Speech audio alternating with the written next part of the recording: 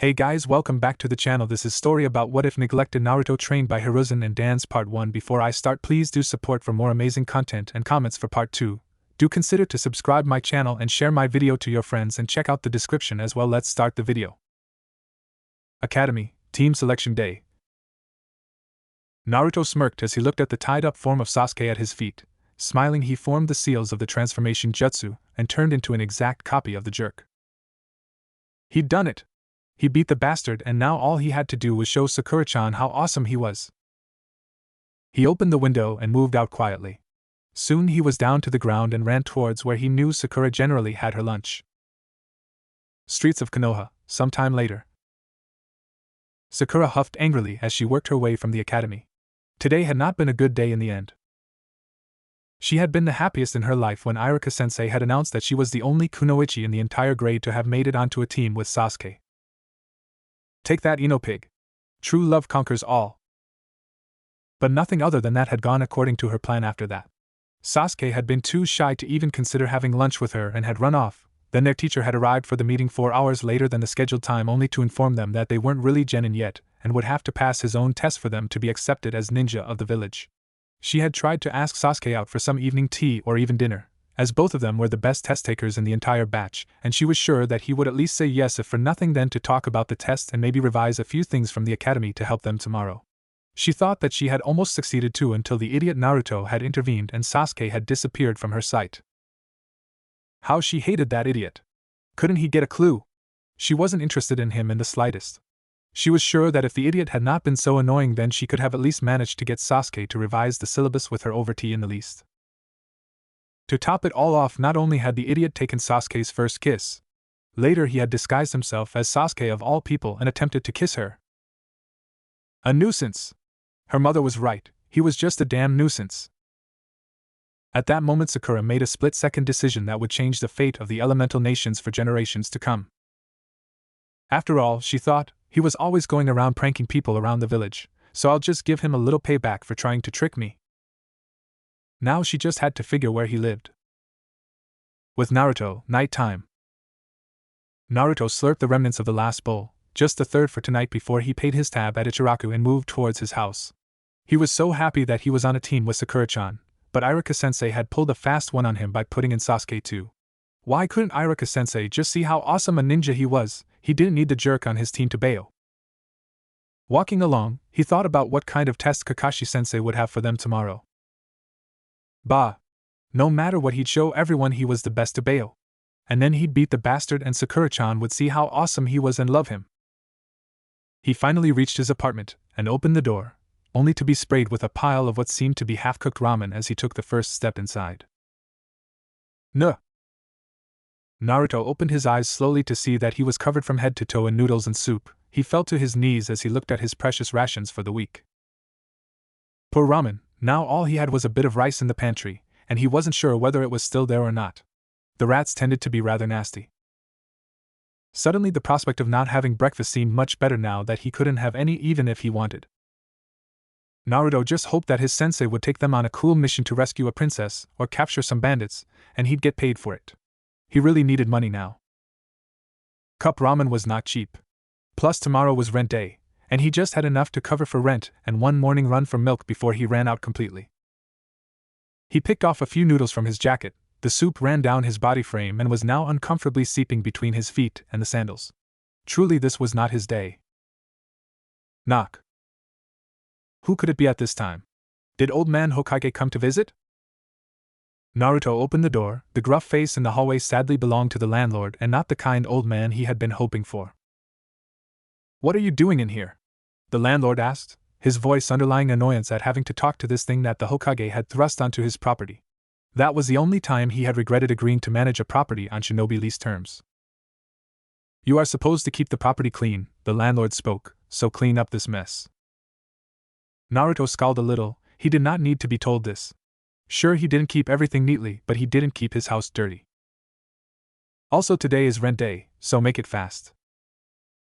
Naruto gave the man a surprised look before glancing at the calendar. Today was actually rent day.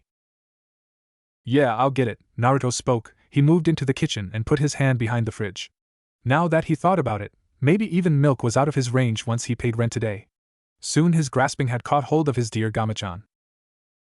This feels a bit lighter than yesterday, Naruto thought as he opened the clasp to find that only a single ryu and a slip of paper inside.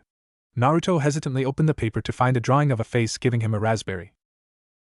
So someone broke into his apartment, wasted all his ramen, and took off with his savings. Naruto's shoulders dropped. He barely had any money on him after paying for dinner, and without his savings he didn't have enough to cover his rent. He hoped that the landlord would understand. Naruto's hopes were dashed quite swiftly when the landlord refused to give him any concessions. Naruto had tried to argue that now that he was a ninja he could go on missions and he'd pay the rent by the next week, and that the only reason he didn't have any money was because someone had broken in and taken all his savings. But the landlord would have none of it. For the first time in years, Satoshi Kojiro saw hope at the end of the tunnel. He could finally have the thing out of his property. No one could question him for kicking out a tenant unable to pay rent, and therefore he had no fear of the Hokage butting in to advocate for the boy either. He should really thank the pink-haired girl he saw getting into the apartment earlier. She may not have known about the thing's status considering how young she was, but she had unknowingly solved a problem which had plagued him for years. He would ensure that no break-in was reported to police. He could do that much for her. So half an hour later Naruto found himself on the street, still covered in soup and looking at the window of what used to be his home. Halfway across Konoha, pink-haired Genin counted the ryu in her hand. The idiot deserved it for ruining her day. The money wasn't a lot, but it would probably be enough to cover for a new dress. Now that she thought about it, Sasuke-kun always wore blue, so maybe he liked that color. Naruto walked around the village as he saw lights go out of different houses. He felt really icky from all the dried soup in his clothes and really felt like taking a shower and sleeping in his bed. Too bad neither of them were a possibility at this time. The landlord had not even given him time enough to grab his stuff and told him to leave immediately. So currently he was dirty, had no clothes or supplies, and was out on the street. He thought about going to the old man Hokage to ask for a loan, but it was too late and he would probably be asleep. It was at times like these that Naruto really doubted himself. In the past he had asked himself the reasoning for such behavior by other people, only to be given vague answers by the Hokage. That had been until Mizuki happened and Naruto came to know why everyone in the village seemed to treat him like dirt. For once, Naruto felt angry as he glanced at the Hokage monument and looked at the face of the fourth Hokage. He was the reason everything bad happened to Naruto. He was the one that sealed the fox inside his stomach and condemned him to this life. If he didn't exist, Naruto would have been much happier. But then suddenly something snapped him back. The dark trail of thoughts was gone and Naruto was back to his normal self. Shaking his head, Naruto cleared his mind. The fourth had fulfilled his duty as the Hokage. He had saved the village and paid for it with his life. He was a hero to everyone in the village, including Naruto. But for one, Naruto wondered why the fourth chose him. Was it just easy to pick a no-name orphan? Did his parents object when he was taken, or did they give him to the fourth in order to protect the village? Were they ninja? Did they love him? Were they still alive? Countless rounds of questioning with the Hokage had yielded no result. He was just told that they were great ninja who perished fighting the Nine Tails, but he was never given a name. Even his surname Uzumaki was said to have been given in honor of some old ally of the village. Naruto continued to ponder on the questions until he was out of the main residential area of the village. Slowly it began to dawn on him that he needed to sleep soon, or he would be late for his test tomorrow. Considering the fact that it was already late, Naruto decided to just sleep at the training ground itself. He washed his jacket at a nearby stream and then plopped himself under a tree and dozed off. Next morning, Sasuke muttered a few curses under his breath as he made his way to the training ground. It was not that Sasuke was not an early riser. He woke up early every day for his training, but a reporting time of 5 o'clock a.m. in the morning was still too early for him. He arrived at the training ground a good 10 minutes before the allotted time to find the dobe snoring against a tree trunk, his ridiculous orange jacket slung on a nearby branch. What kind of an idiot sleeps before a test, Sasuke thought. He was of the mind to awaken Naruto, as they had little time before Kakashi showed up, but shrugged the thought aside. If the dobe slept through the test and failed, it would be his fault alone. Plus, losing the deadweight would only be beneficial in the long run. Soon enough Sakura walked towards them with lidded eyes. For once she did not move next to Sasuke and greet him and instead opted to sit next to a tree near her crush. She seemed to lack her usual energy, and was currently glaring at the blonde who was peacefully snoring next to them. I'm not going to wake him up, she thought. She tried to stay awake herself, but she had never really been a morning person, and soon enough sleep claimed her. Idiots was all Sasuke thought. I guess I'll be the only one passing today. Training ground, 9:45 a.m. Sasuke for his part was seething with rage. He had been waiting since 5 o'clock a.m. for Kakashi, and unlike his teammates, he had not taken the luxury to take a nap. Sakura had woken up an hour ago, embarrassed at having fallen asleep in front of Sasuke. She had attempted to greet him and talk about the test, but her efforts had been rebuffed as usual. Naruto for his part had woken up about 10 minutes ago and was currently washing his face at a nearby stream. Finally, 5 hours after the designated time, their teacher decided to show up and informed them about the bell test. Training ground evening. Naruto struggled against his bindings. This was really not funny. Not at all. In the end, he had been tied to a stump and had to be fed by Sasuke of all people. They had managed to pass the test in the end, but his teammates and teacher had conveniently forgotten about him being tied to a post when they had learned about the result. The process of getting free of the bindings had been long and painful, but in the end he had somehow managed to get free. Cutting off the remaining ropes, he had instinctively started moving towards Ichiraku before realizing that what little money he had wouldn't be enough for even one bowl of miso. He couldn't use his emergency ration as his apartment was no longer his. Naruto's stomach growled. Today sucks, Naruto thought. He had no food and had little idea of where he could get any. Sure, old man Tucci would feed him for free, but Naruto was determined to not burden the guy any more than he already had since his childhood. Plus he was now a ninja. He had to learn to endure like Iruka-sensei said. A raindrop fell on his cheek, rousing him from his thoughts. Alright, today royally sucks, Naruto thought as he started running. He couldn't really go to his old apartment, and it was really unlikely that he would be allowed to take shelter under a shed by anyone. Naruto thought about going to Iruka-sensei. Surely his old teacher could let him bunk for one night before he could go on a mission and get paid. But unfortunately Naruto had no idea where his academy instructor lived. The same was the case with his teammates and majority of his classmates. I could still go there, Naruto thought. He was a bit unsure, but the worsening weather made the decision for him. He only had the clothes he was currently wearing, and if they got soaked he wouldn't have anything to wear at all.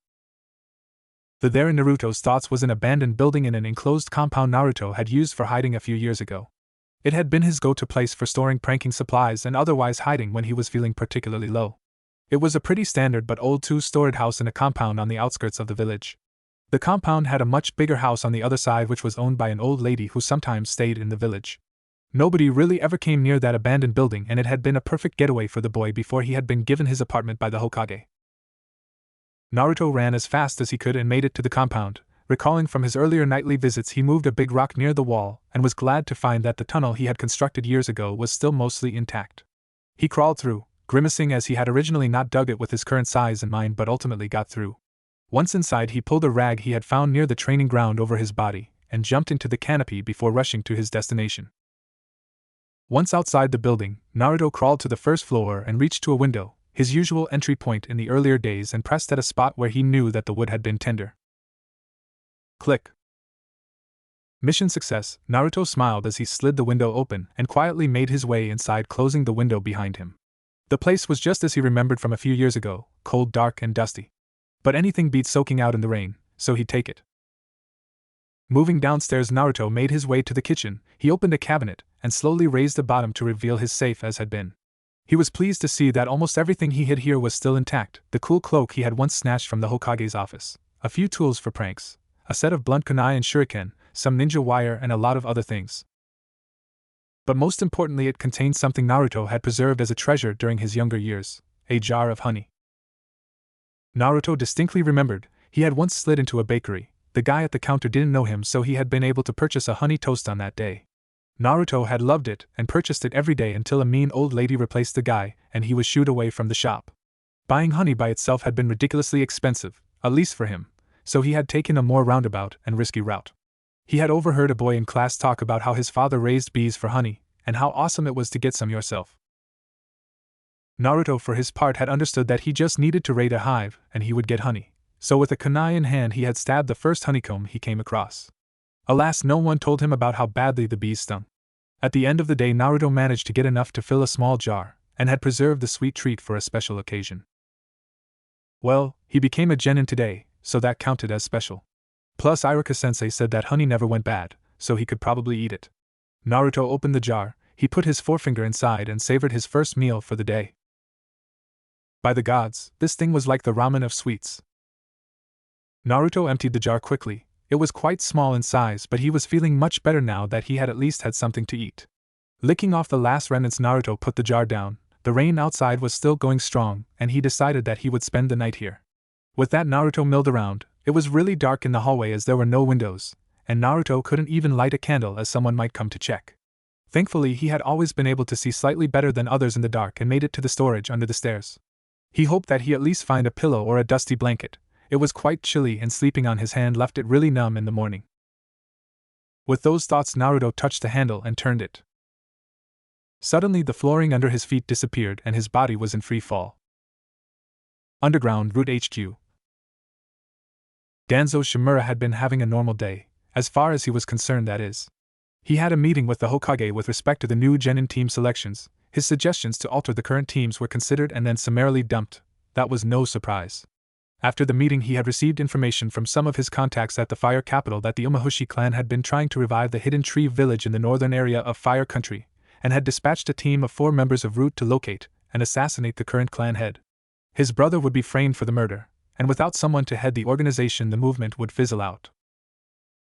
As it stood now, Danzo had been inspecting a network of tunnels under the compound of the Kuroki clan, a trading clan which had originally resided near the area where the village had been founded. The Shodaime had offered them a large tract of land inside the walls, and they had built their compound in the village. These tunnels had been dug by them towards the end of the First Great Shinobi War to store provisions of their trade in times of crisis.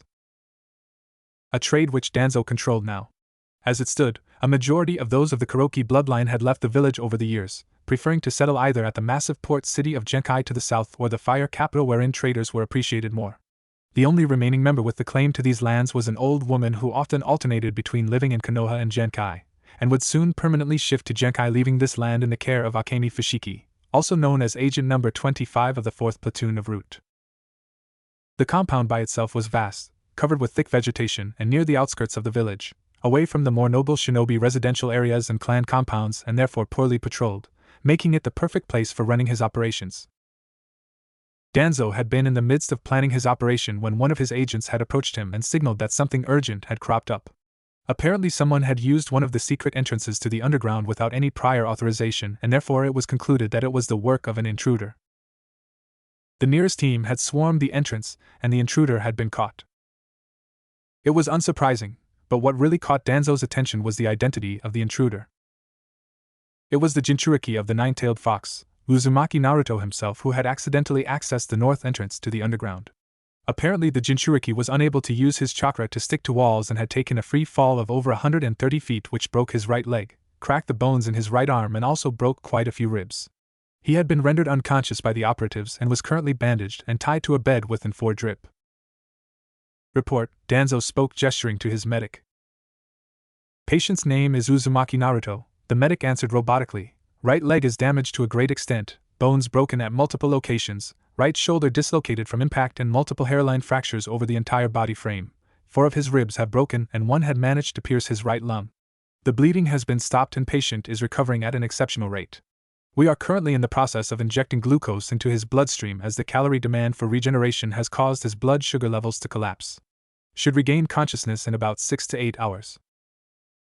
Danzo nodded to her before turning his attention back to the Jinchuriki. The situation with his new base had suddenly become far more complicated. Generally, any such intruder would be incapacitated, interrogated, and killed before his body was destroyed. Unfortunately, Uzumaki Naruto was a far too important figure in the village to just disappear overnight. Such an incident would lead to complete chaos, and the last thing Danzo needed was more people sniffing near his business. That was without accounting for the fact that losing the Jinchuriki would make the village far weaker. The second choice was that they would patch up the Jinchuriki and put him under a genjutsu to have him believe all he had seen was a dream. His subordinates would seal off the entry point used by Uzumaki, who would wake up from where he had disappeared without any recollection of the base. The option was viable and could be implemented immediately, but Danzo's mind was conjuring up a third possibility, one by which he could obtain what he had been desiring since many years. Danzo had petitioned since the sealing that the Jinchuriki, boy, be raised separately and in complete secrecy. With proper instruction and training, the aid of the demon inside him, and the blood of the strongest shinobi in the continent flowing through his veins, the boy could very well have been the village's greatest strength in any battle. Alas, Hiruzen had refused to see the logic in his words, and had revealed the identity of the Jinchuriki to the masses, a mistake he attempted to rectify by enacting a secrecy law. A seemingly pointless gesture, as almost every functional adult who had been residing in the village 12 years ago knew about it. Danzo had extensively argued that there was a reason as to why Mitosama's and Kushina Uzumaki's status as containers were classified secrets. But then again, Hiruzen had been an idealistic fool and had gone ahead with the illogical implementation of the wish of a dead man. Danzo had stopped petitioning for the boy to be trained for a few years. He had looked from afar how the potential for the strongest weapon had been replaced by a blundering idiot that desecrated village property for his amusement. He had instead tried to focus on getting his old body into shape. Orochimaru's research on the Shodaime cells had managed to create a prosthetic arm for him, but it wasn't stable yet, and his reaction time and strength was a far cry from what it had been in his prime. He had since tried to delve into utilizing the Sharingan's forbidden abilities, something he had been pondering since a few weeks but not yet implemented. His interest in the Jinchuriki had peaked a week ago, when he had received reports about the incident with Mizuki, an indication that Orochimaru was no longer honoring his end of the bargain by staying away from village affairs. Apparently the boy had managed to defeat a trained Chunin by himself, and could utilize shadow clones in a manner never heard of before. But Danzo had chucked the report after reading it. Hatake Kakashi was far too close to the Hokage to try and approach the Jinchuriki without raising any suspicion. But suddenly the Jinchuriki had landed right into his base. Hatake was doing a pretty lousy job at being a teacher to his own sensei's son if he had let the boy wander around in nearly abandoned clan districts, and Danzo was not going to let this chance pass at any cost. From what he knew, the Jinchuriki was starved for acknowledgement from the village populace, and therefore adopted a cheery persona and loud personality which managed to at least produce annoyance from those he was around. While Danzo was sure that the promise of a flashy technique would be more than enough to buy a fleeting loyalty from the boy, it had become clear after the Mizuki incident that the boy knew very little about himself, and would likely be willing to go to any extent for that information. Information that Danzo possessed. The only question was how much had already been revealed to the boy recently. The conversations the boy had with Hiruzen after the incident with Mizuki were shrouded in a veil of secrecy, and Danzo had no idea of just how much information had been revealed to the boy. Did he know of his lineage? Of his mother's clan? Of how his status as a Jinchuriki had been passed down the line of the Uzumaki clan? The only way to know about it was a fishing inquiry, which could be executed by asking questions to the boy. It had been nearly impossible before, but now Danzo had him exactly where he wanted. Inform me immediately once he wakes up. Danzo then made his decision. If no one had started looking for the boy till now, then he was good until the next meeting with his team. Which meant that Danzo would have at least 2 hours of time to probe the boy, even assuming that the boy took 8 hours to wake up. Danzo would use this time to plan as to how he could utilize the information he possessed to obtain the boy's loyalty. Call Fu to the base, Danzo commanded. Just in case the boy became unstable and lashed out, Danzo would have his memories of the base erased and dump him in the hospital. Nobody would be any wiser even in that scenario. Sometime later, with Naruto. Naruto awoke as he saw himself to be surrounded by water. He slowly got up to see that there were various pipes running around the area and there seemed to be ankle-deep water everywhere. It was dark but it didn't really feel cold. Great, Naruto thought, did I fall into a sewer or something? Naruto looked up but there was no hole in sight, meaning he was no longer under his earlier secret base and had most likely floated somewhere with the water. At least I didn't drown, Naruto thought as he walked. It was pretty dark here but he could still see a bit ahead of him. Come here. A voice called out to him. There was someone down here. Great. Maybe they could tell him how to get out of this. Hey. I'm Naruto Uzumaki, future Hokage to Bayo. Naruto spoke up and ran over to where the voice had come from. Having someone in here with him was a major booster for his mood. Here, the voice called out again. Come just a little further. Naruto ran until he came across what appeared to be iron bars running into the darkness of the ceiling. Reluctantly he passed through them as the voice beckoned him. Shudder. It took all his might, and quite a bit of luck for Naruto to dodge the swing of a massive claw which would have surely killed him. The force of his jump carried him beyond the bars again as 2 massive eyes opened in the darkness beyond the bars. So my jailer finally comes in for a visit. A massive jaw opened up to reveal jagged sharp teeth.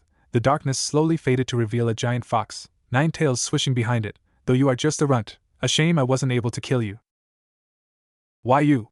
Naruto shouted, you're the 9-tailed fox. You seem to at least have a brain, the fox grinned. Now how about you come back in here and we finish what we had just started? Naruto stumbled back a bit. There were few times he had felt this kind of fear. Once it had been years ago when a drunkard had attacked him with a broken bottle, and a week ago when Mizuki threw that massive shuriken at him. Slowly his breath stabilized and his fear was replaced by anger.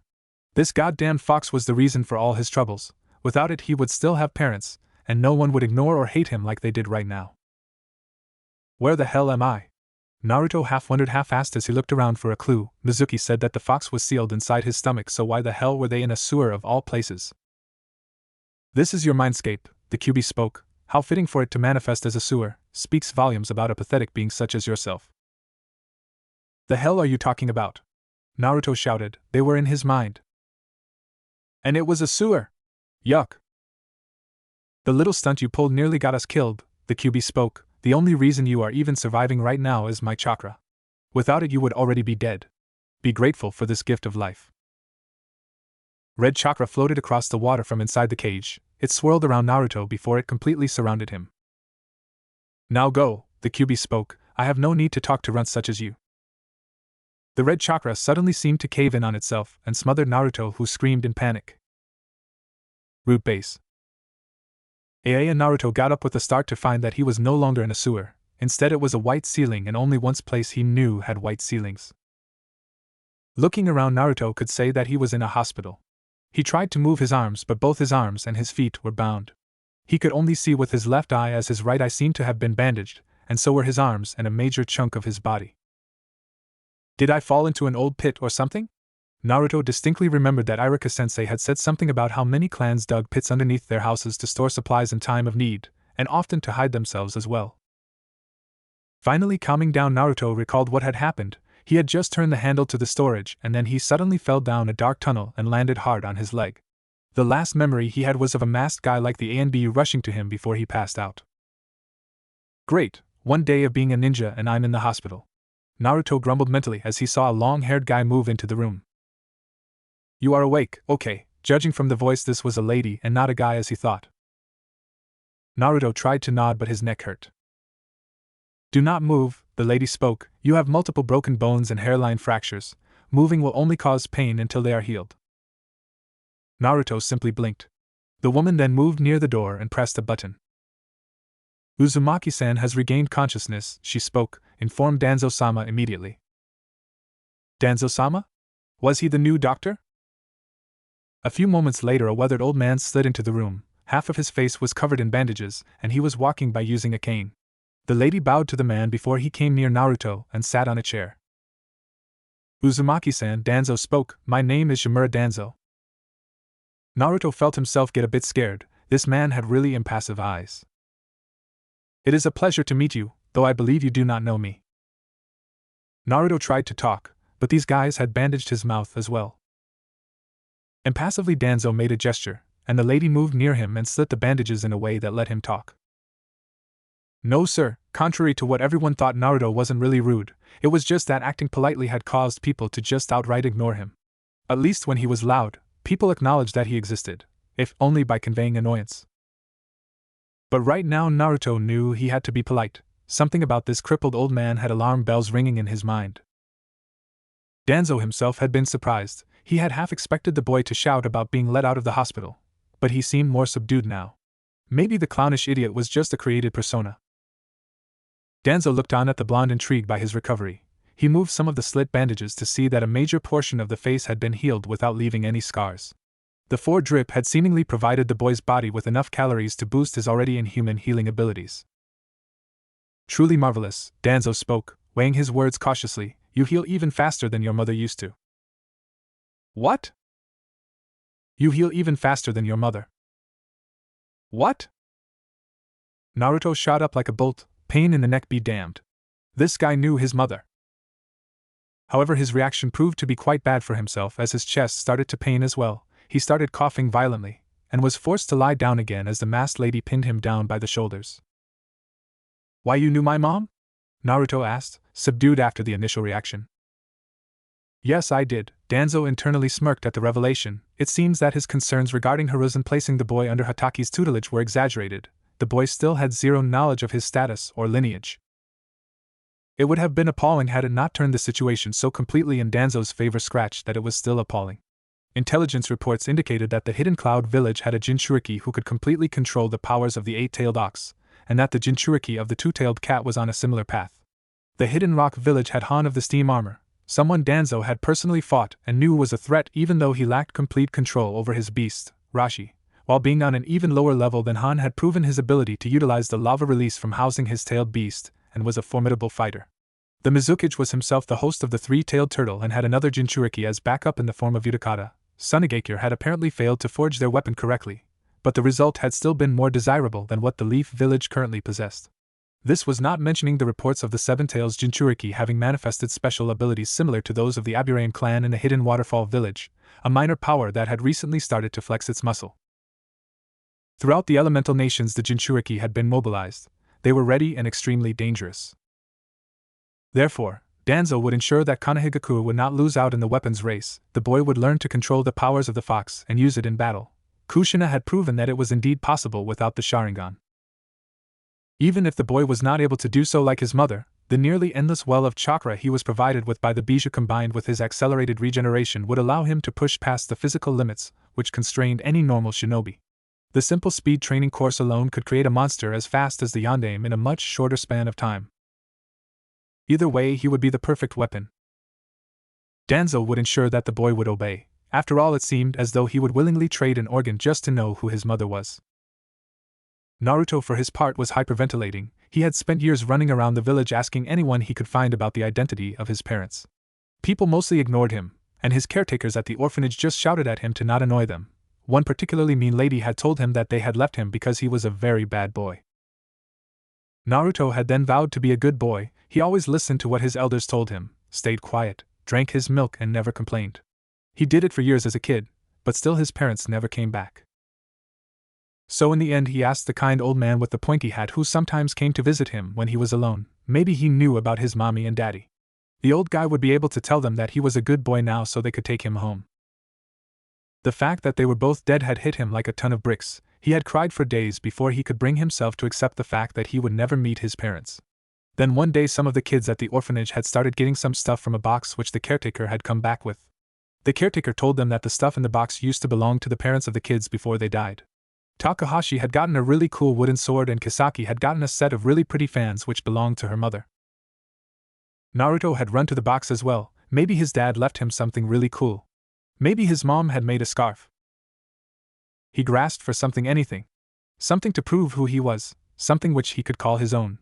But the caretaker had just shooed him away saying that his parents had left him nothing. Naruto had at least hoped for a sewing needle. His shirt had been torn and no one would give him one to repair it. Maybe they were too poor.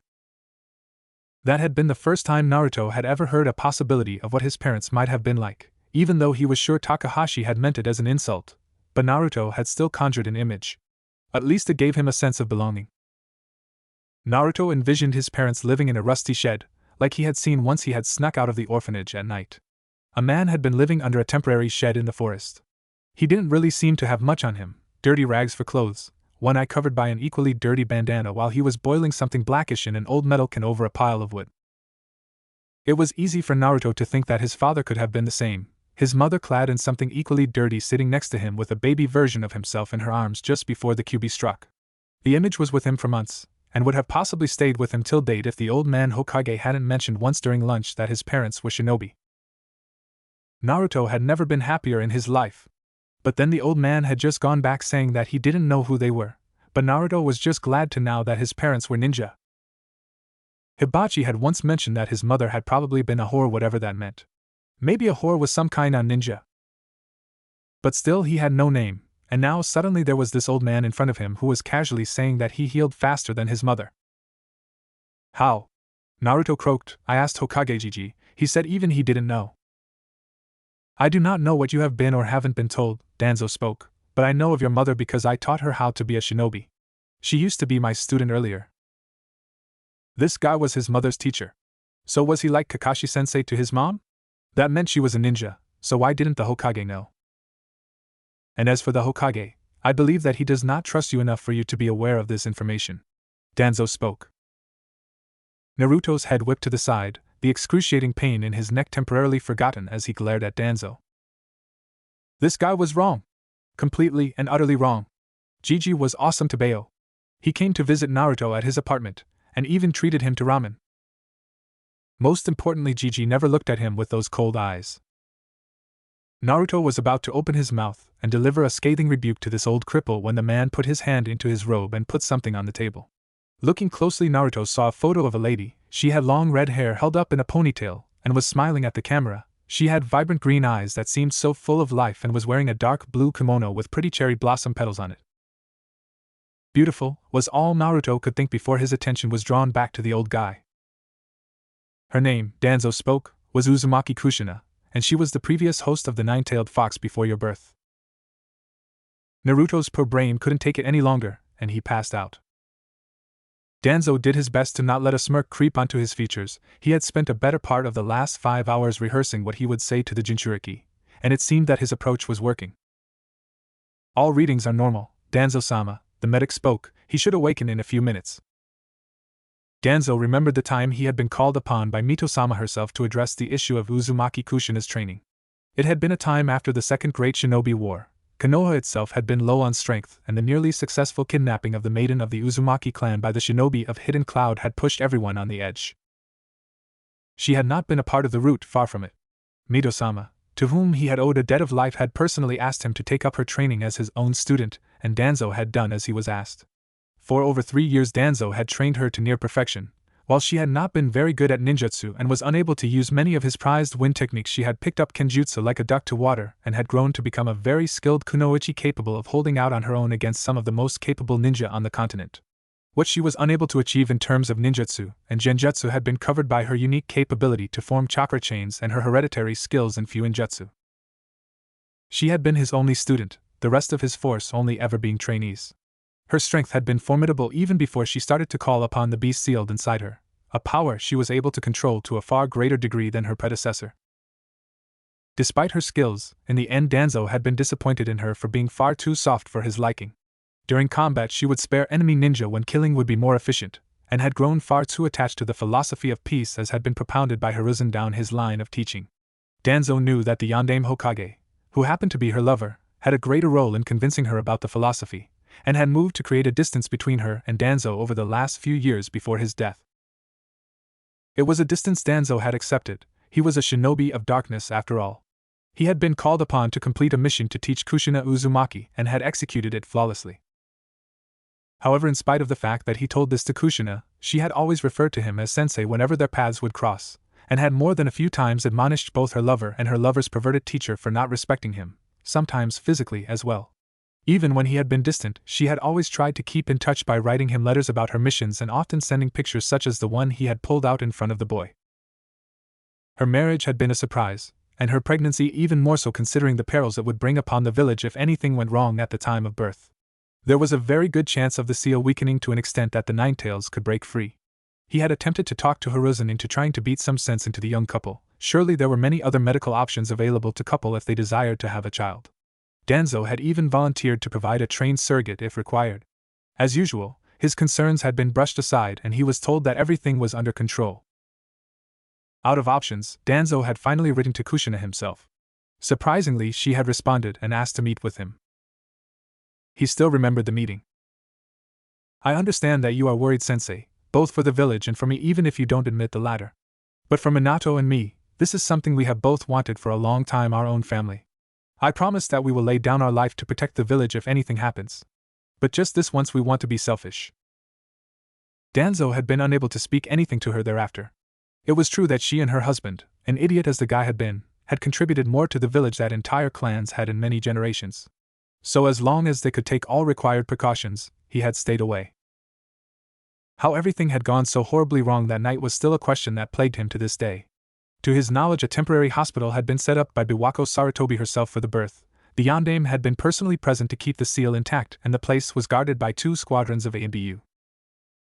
Still, despite everything, the Kyuubi had managed to escape from the seal and had attacked the village. Both the Yondaime and Kushina had died that night, their corpses nearly hollow from having been impaled by the gigantic claw of the fox in an attempt to preserve the last of both their bloodlines. Something in Danzo had snapped that night. He did not know whether it had been the sheer destruction wrought by the beast on the village he had sworn to protect, the magnitude of shinobi lives that had been snuffed out in moments, or the loss of probably the only student he had ever trained, but something dark had swirled inside his chest. The feeling had persisted, Hours had turned to days, weeks, and thereafter years as Danzo blamed the soft approach of Hiruzen for the tragedy that had befallen the village. If only he had been stricter with the couple regarding alternate forms of conceiving, then everything could have been avoided. If the shinobi had been better trained, then it could have been avoided. Konoha had needed to be stronger, it needed to be more efficient. The weaker shinobi in the forces needed to shape up or stripped of their rank. A shinobi could not afford to be emotional in the decisions he took. Emotions clouded judgment, they forced capable men to bow to fleeting whims and fancies and ultimately ended up with death and the destruction of all those involved. The rejection of his proposals once again was what gave birth to the current form of root, as it was. Danzo had been involved in this division of the ANBU after the first Great Shinobi War. They bore no official positions and their records in the village had since long been either wiped out or manipulated to help them remain undercover. Root specialized in executing missions the village itself could not take openly. The basic operating procedure had been something that the Nidaime Hokage had himself written during his lifetime to create an invisible force that would protect the village from the shadows. Over the years, Root had been active, performing political assassinations in and out of Fire Country, making deals with the underworld for information relating to security of the village, sabotaging enemy operations, planting sleeper cells, creating deep assets and, when necessary, providing covert support to dissenting groups in enemy territory. The operatives themselves were people who prima facie remained detached to the world of shinobi, and would only don their shinobi garb when on a mission. The structure had been altered under Danzo, but it changed drastically after the attack by the Nine Tails. Soon enough, Danzo had stopped recruiting from ANBU or the regular forces and had instead started recruiting children, who were conditioned to discard emotions and trained to the limits of their abilities. Much of the old guard had been compulsorily retired, and those still in their teenage years were conditioned in a similar way as to the children. Some of the clans had been coerced to contribute to the forces as well, bolstering their numbers and overall strength. Hiruzen had been rather vocal about what he had described as Danzo's descent into darkness, but the nearly flawless mission completion record of the new route had forced him to remain silent. Still, he had, over the period of the last few years, argued for scaling down of route operations at a time when the villages were at a relative peace. This absurdist idea had led to Danzo simply following the textbook art of deception. While route operations were scaled down on the front and Danzo activated the underground cell, whereby a major chunk of route operations were now conducted directly under Danzo and completely outside of the purview or knowledge of the Hokage. Danzo had even utilized some of Orochimaru's connections for information in the past, but Mizuki's attempted defection meant that he had been more wary of the snake. A snake who seemed to be more than willing to dishonor agreements. Perhaps he could report the last known location of the snake to the hidden mist. They had certainly wanted to extract their pound of flesh from the snake. That was if those idiots could find some free time after slaughtering their own clans for something as ridiculous as possessing a bloodline. Naruto groggily opened his eyes. He had just had the weirdest dream wherein an old guy wearing bandages had told him that a pretty red-haired lady was his mother. Really weird.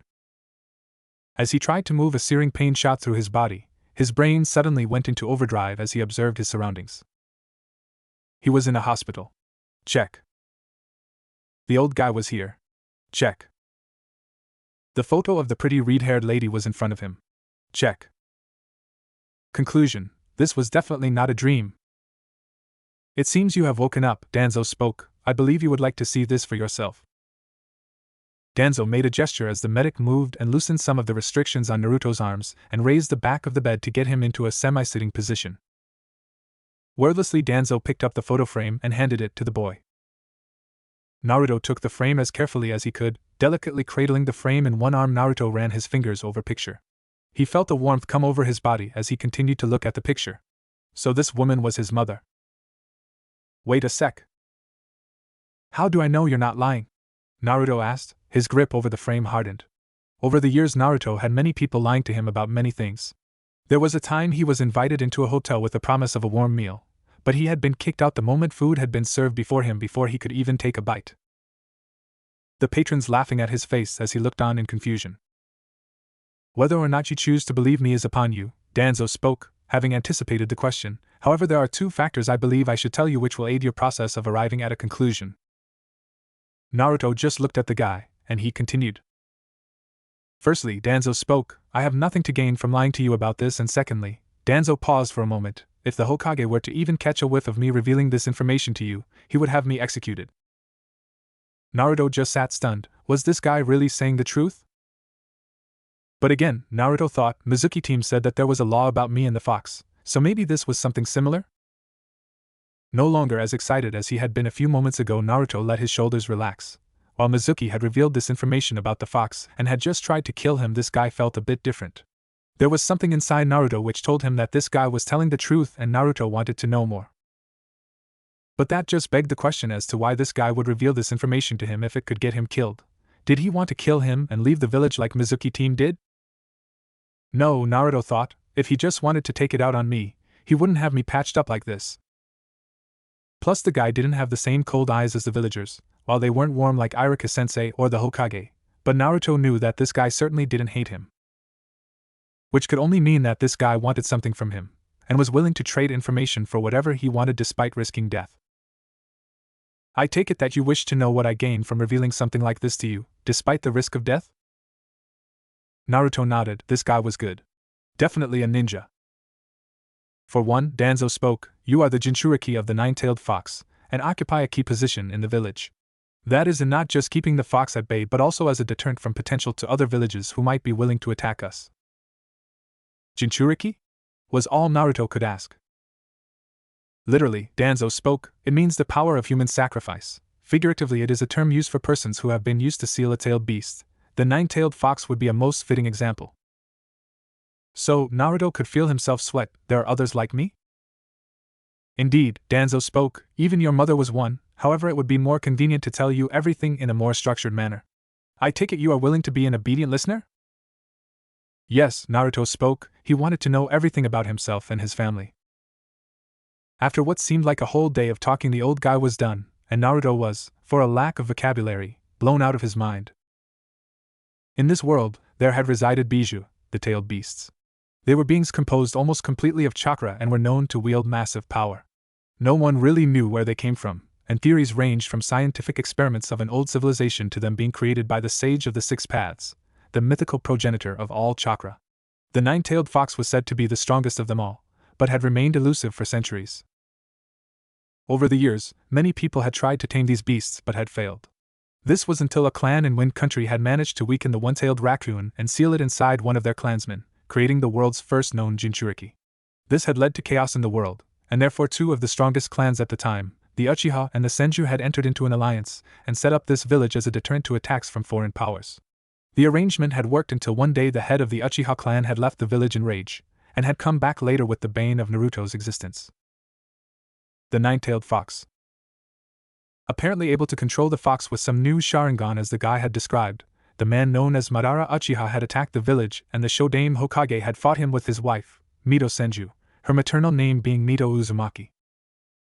The Uzumaki themselves were a clan closely related to the Senju, and had their ancestral home on an island near water country.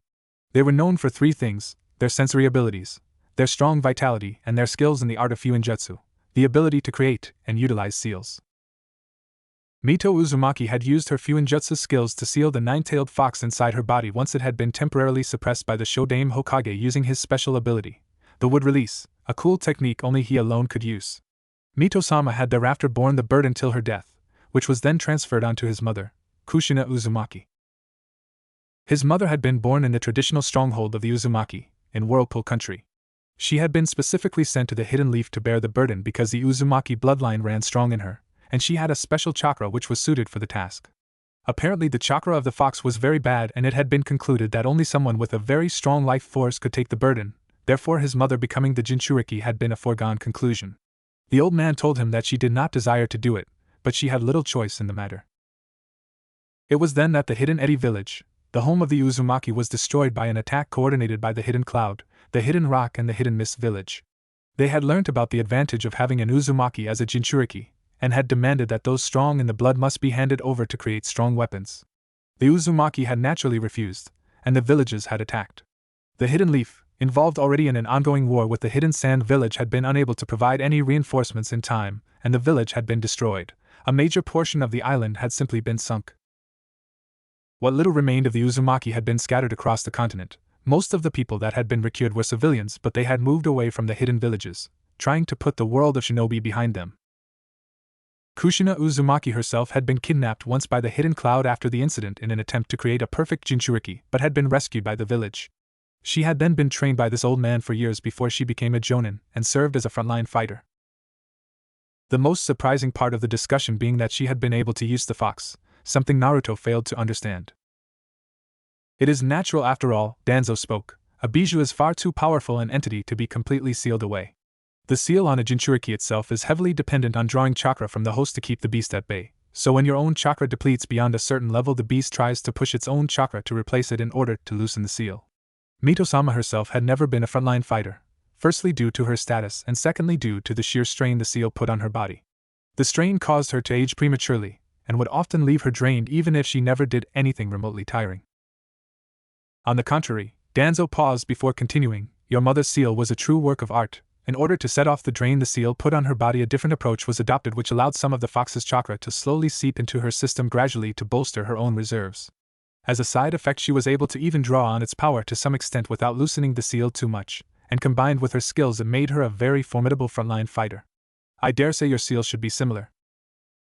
Naruto gulped at the revelation. He would be able to use the fox. But then, what happened? Naruto asked. His mom sounded like a really cool and strong lady. So how did she die?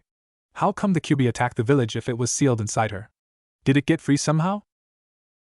Unfortunately, Danzo spoke, the exact details of what happened at the time of your birth, but there are a few things we know. Naruto stayed silent, smirking internally at having completely gained his trust. Danzo continued, pregnancy is especially straining on a Jinchuriki, therefore. Pregnancy? Naruto asked. Pregnancy, Danzo spoke, not letting his irritation reflect in his voice. I take it you do not know what it means? No, Naruto spoke.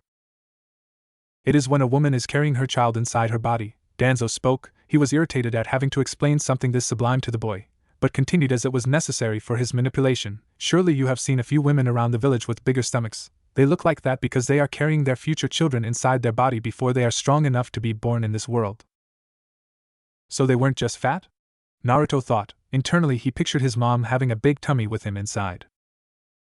The image made him feel warm.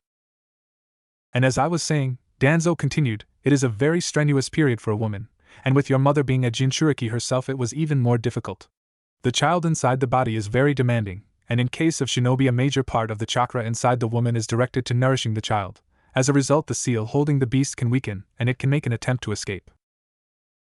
Naruto felt like a stone dropped in his stomach. Was it because of him that the fox got free? Did his mother die because she was carrying him? Therefore Kushina Uzumaki's pregnancy was kept a classified secret. Danzo edged on. Biwako Sarutobi, the late wife of the Sandaime Hokage herself, was tasked with ensuring a safe birth, and the foremost sealing experts of the village were deputed to ensure that the bijou would not escape and you would be born safely. Then why Naruto could feel his throat go dry. If everything was already arranged, then what happened? How did his mom die? The details are still unclear, Danzo spoke. The site of the temporary hospital was razed to the ground during the attack. However, my suspicion is that someone had attacked Kushina and set the beast free, as there is no other conceivable manner in which something could have gone wrong otherwise. The seal on your mother was far too advanced to have been simply broken by the fox despite her weakened status. But nobody except the Hokage knows. Multiple attempts to obtain that information from my side have been rebuffed. This wasn't a complete lie. Even though Danzo didn't have official access to the files, it never meant he didn't know what was in them. But in order to turn the boy, he would have to play like this. For the first time since the conversation had started, Naruto felt angry towards the Hokage. Not only was he never told who his mother was, but to keep the knowledge of death a secret as well? Did the Hokage trust him at all? Were those Anbu always trailing him for his safety, or did they just keep an eye on him? Naruto suddenly wasn't so sure anymore. For his entire life, Naruto had been alone. No caretaker would talk to him in the orphanage except when absolutely necessary. He was not allowed to talk to the other children of the orphanage, and wasn't even allowed in the general playing area. Sometimes this led to Naruto sneaking out from the place at night, but the reactions of the people on the street weren't really favorable either. At all those times, it was Hokage Jiji who had come to visit Naruto. He had been the only one to greet the boy with a smile, to acknowledge him and not look at him with those cold eyes he was generally used to. It was Hokage Jiji who got him the apartment he was living in, and entered him into the academy so that he could be a ninja. It was the persona of the man itself that gave Naruto the dream to become the Hokage. If he could be like that, then everyone would respect him. Now, suddenly he felt himself doubt everything that had happened with him. He had come to an understanding that not being told about the fox had been for his own benefit, but the episode in his mind had somewhat warped that as well. What if he didn't know about the fox? What if Mizuki team had never run off his mouth and told him? Would he have lived then? How easy it could have been for the fox to trick him when he didn't know what he was.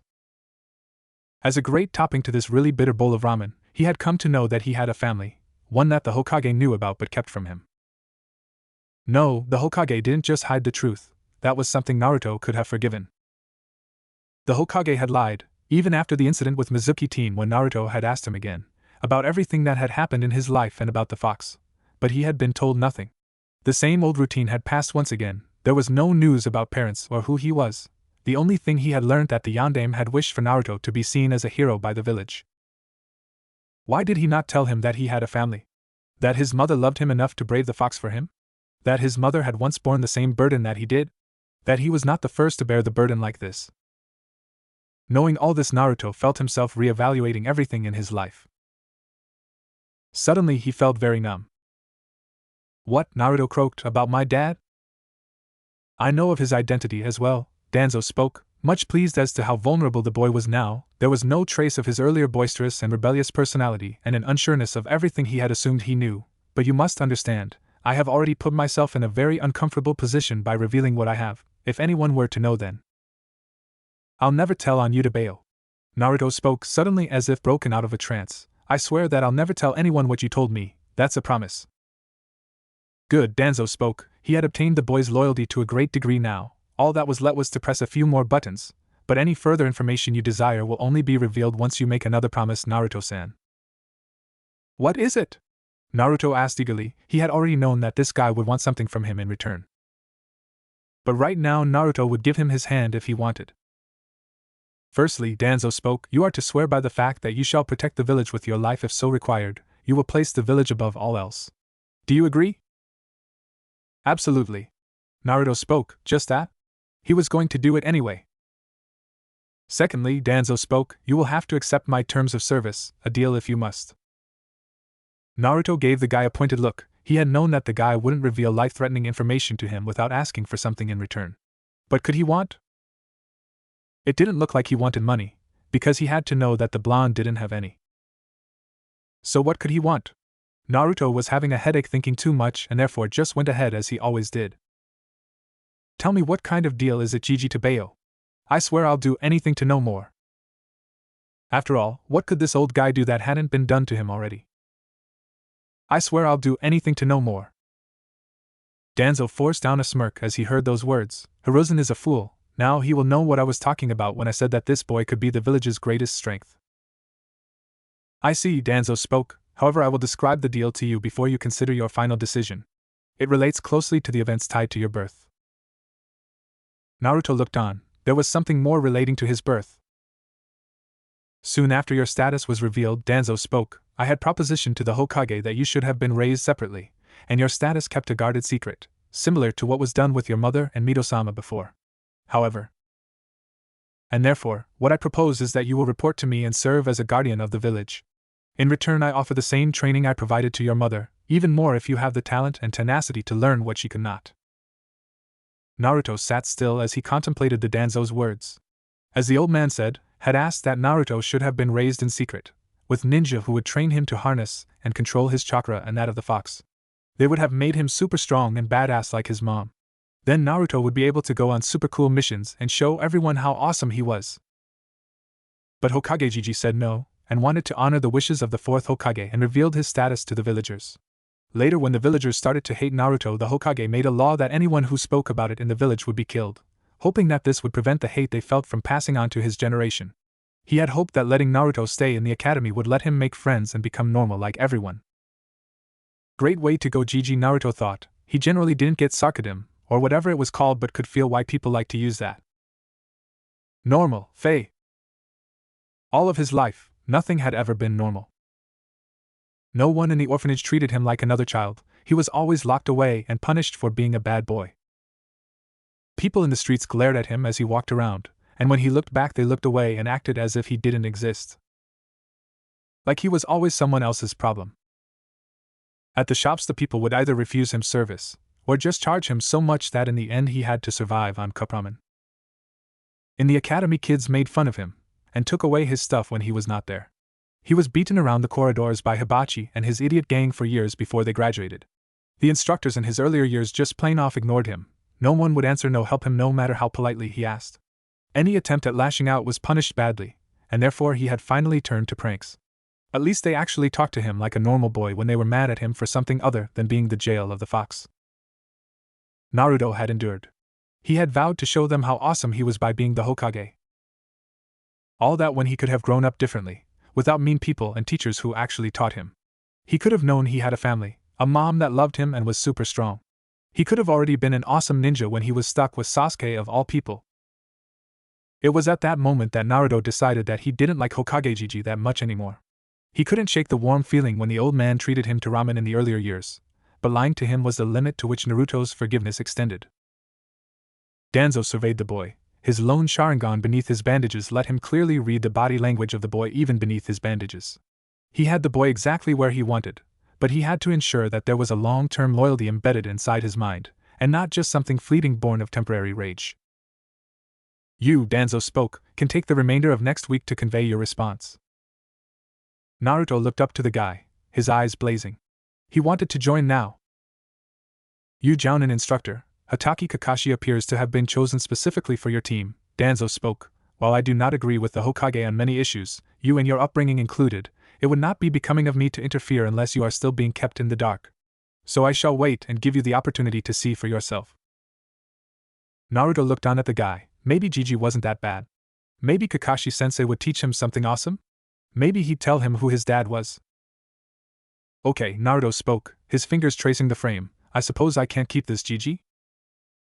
I'm afraid not, Danzo spoke. He did not like to be addressed in such a manner, but it was a testament to the fact that he had gained the boy's trust to a great extent. Anyone who sees you with this will report it to the Hokage, and…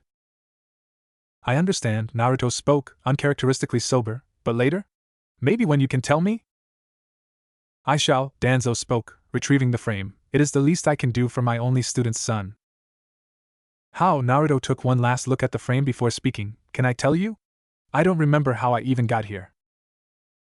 No need to worry, Danzo spoke. On the next Sunday morning, head to this address. Danzo handed him a slip and asked for the finest cheese bread. I shall contact you then. Naruto nodded. This was a really weird way of doing this, but maybe it was how the ANBU worked. Lastly, Danzo spoke. Though you have already promised, I need to remind you that you are to never speak of this meeting or what you have learned to anyone else. The information I have provided to you is beyond classified. Including the fact that it was me who gave it to you will cause far too many problems for either of us to handle. I promise I'll never tell anyone to bail. Naruto spoke, but what's with you giving the information? Aren't you like Gigi's friend or something? I think I've seen you near the tower. We used to be, Danzo spoke, but we have not seen eye to eye for many years. He believes me as far too steeped in old teachings for not conforming to his philosophy, including the fact that I provided this information to you while he judged it fit not to be given would be perceived as an insult. One grievous enough to warrant death. An insult? How the heck was telling me about my mom an insult to anybody? Who the hell does Gigi think he is? I won't tell Gigi, Naruto spoke with finality. Good, Danzo spoke. Naruto's vision began to get a bit cloudy. Now sleep. Naruto woke up groggily on a training ground, the birds chirping around indicating that dawn had begun. Was that all a dream? Ahhh. Naruto felt a sharp stab of pain in his leg as memories of last night hit him. Memories of the old man and his mother. The bandages around his body just provided him with the proof. It wasn't a dream. He had a mother, and more importantly, he had a name. She was a pretty and an awesome ninja, and that old man had trained her. He was gonna be just as awesome as his mom Tobeo. Arg. Alright, Naruto spoke, no jumping for now. Idly feeling around his pockets, Naruto found a wad of cash and a few ration bars. When did? A written note fell from Cash. For your sustenance, use wisely. There are a few doses of medicine in your jacket, to be taken after you eat something. Destroy the note when done. Naruto didn't know what sustenance meant, but Danzo Gigi was awesome. Tobeo. Naruto ate the ration bar. It wasn't tasty like ramen, but he was really hungry. He then took a tablet from his jacket and downed it with some water from a nearby stream before tearing the note and chucking the paper in the water. Now he had to go and meet Kakashi-sensei and his team. If Hokage Gigi had made Kakashi their teacher for a special reason, then Naruto bet that he was gonna get some kick-ass training for today. He'd show Sasuke then. and then Sakura-chan would see how awesome he was and agree to go on a date with him. Deep underground, Fuyamanaka bowed before his leader. He was currently awaiting orders on his assignment regarding Uzumaki Naruto. Shall I have Uzumaki tailed Danzo-sama? No need, Danzo spoke. From what I have seen, he is most unlikely to reveal anything about the meeting. Have the on-ground assets keep an eye on him when he is not with his team, keep providing covert support to him for his necessities, and make sure that he knows of the source. Understood, Danzo-sama. Fu disappeared in a swirl of leaves, leaving Danzo to his thoughts. His meeting with the boy had been most fruitful, and had he been a little more manipulative, then the boy would have sworn his loyalty to him just on account of the rage against those who withheld his birthright. But Danzo wanted his loyalty to be more concrete. Hatake Kakashi, for his record, was one of the best shinobi the village had as of now. The sole surviving member of the Yondaime Hokage's genin team was a genius. He had become a chunin by the age most children started with the academy, and had become a jounin around the time he should have graduated.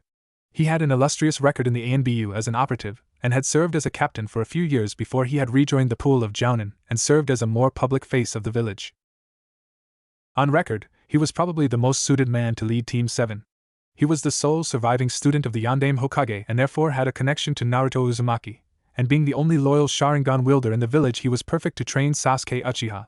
The civilian-born girl in the team was apparently intelligent enough to be at the top of her classes and would serve as a support fighter, perhaps a medic or a genjutsu specialist. Perfect on paper. Danzo knew better than to believe it. Hatake had been slacking for years, letting his finely honed abilities degenerate to a level whereby he was just slightly better than an average jounin. His behavior, as per mission reports, indicated that he was suffering from clinical depression for an extended period of time, and had one of the worst cases of the survivor's syndrome from the amount of time he spent near the graves of his teammates. Not a very ideal choice to lead a team of freshly minted genin. By giving Naruto the choice to choose between his and Hiruzen's path, the boy would believe he had a choice and ensure that Danzo had complete control thereafter. It of course helped that Danzo knew of all the variables in the equation quite well, and knew what choice the boy would make. Hatake had succumbed to his depression since a long time, his behavior tilting him towards indolence. Given the current circumstances, Danzo knew what was going to happen next week. If Hatake had not checked up on Naruto Uzumaki on day 1, he would not be doing it anytime soon. Given his indolence, he was more likely to focus on the talented genin in his team, where he could quickly observe results of what he taught and feel better about it. Naruto Uzumaki would not be in that bracket, and would most likely to be told to revise his basics with little assistance from the man until he was deemed to be at par with his teammates. Sasuke Uchiha meanwhile would no doubt receive some extra training, given the fact that he had to worry about Itachi Uchiha and was the closest thing Hatake had to his dead teammate who had given him his prized Sharingan. The arrangement would continue, and Danzo would continue to covertly provide some form of support to the boy through the week. In the end, Uzumaki Naruto would come to Danzo on his own will. Danzo didn't even really need to provide the support in reality. Hatake's attitude would do it for him. Alone, Danzo allowed himself to smirk. It would probably take a few years before the boy was completely under his thumb, but it would happen. After all, who was going to stop it? A farm outside the village, evening. Naruto, as of the moment, was seething in rage. His day had been crappy since he got up in the training field. First off, Kakashi-sensei had been 3 hours late for their meeting near the bridge, then the guy had made some really lame excuse and had somewhat calmed him down when he mentioned a mission. Naruto hoped that he could get to rescue a princess or bonk the heads of a few bandits, but pulling weeds in a farm was seriously lame. To make matters worse, his leg hurt despite taking the medicine the old man had given him. He had tried to explain himself to Kakashi-sensei but had been brushed off quickly, and Sakura-chan had bonked him in the head for making excuses. In the end, he ended up having to do most of the dirty work at the far end of the field, as Sakura didn't want her new dress to be spoiled by the mud, and Sasuke, being the bastard he was, had declared that he wasn't meant for such lowly jobs. Naruto protested, but was bonked again by Sakura and wisely shut up. She hit hard. Finally, Kakashi-sensei had taken them back to the training field in the evening to check on their abilities and train. Naruto had hoped he'd impress the man and get some cool jutsu, only to fall in disappointment when he was told that his method of fighting was unrefined, and that he needed to work on the basics. Kakashi-sensei had asked him read up on a few books from the academy, and practice his taijutsu before vanishing with Sasuke. Naruto had just stomped and gone to Ichiraku. He needed ramen now. Ichiraku stand, evening. Naruto slurped down his fifth bowl of ramen and patted his stomach in satisfaction, silently thanking Danzo Gigi for the extra money. Smiling, he paid for his food and almost missed the slip he was given with the bill. Huh. 15. Izui Market, tramp door behind dumpster. Get out before 7 o'clock a.m. Destroy note when done. Naruto grinned a bit. He shredded the note before dumping it. It was nice to know his mom sensei was looking out for him, but he had grown a bit attached to his old apartment. Now he had some of Gigi's money, and from the mission today he could easily repay the landlord and get back to his life. Only to discover that he couldn't. The landlord had snatched the money from him the moment he had seen it, but had refused to let Naruto anywhere near the apartment, telling him that everything was booked. At least let me get my stuff. Naruto whined. He still had a few things he could use. Everything you possessed has already been forfeited towards rent payment, the man spoke. This is just enough to cover your penalty. Now scram. The door was shut on his face, and Naruto was left alone on the street. I guess I could go there, Naruto thought before he leapt away. The market area was nearly empty at night, so Naruto swiftly entered the bylanes, moved the dumpster, and found himself in a small room attached to a shop. It wasn't really bad. There was a futon nearby so he could sleep, and there were a few ration bars and a big canister of water. Naruto took one more dose of his medicine before he opened the futon and collapsed from exhaustion. He never really noticed the masked figure staring at him as it vanished into the darkness underground. Report, Danzo spoke. Uzumaki Naruto is currently availing the facilities at our asset in Izui Market, Danzo-sama, Fuzz spoke. Danzo nodded in affirmative. Everything was proceeding as he had predicted. Naruto had hoped that the next week would have been better than his first day of being a genin, but it really wasn't. The 3 members of the team would meet on the bridge every day, and Kakashi-sensei could be anywhere between 15 minutes to 5 hours late. They would then be taken on a crappy mission whereby Kakashi-sensei would read his book, Sasuke would glare at something, and Sakura-chan would either be asking Sasuke out on a date, or bonking him on the head for disrespecting Sasuke-kun. Naruto's own attempt to ask her out resulted in even more painful bonks on the head. After that, Kakashi-sensei would take them to a field and train them, which was mostly passing around a ball or making the manji formation around a training dummy.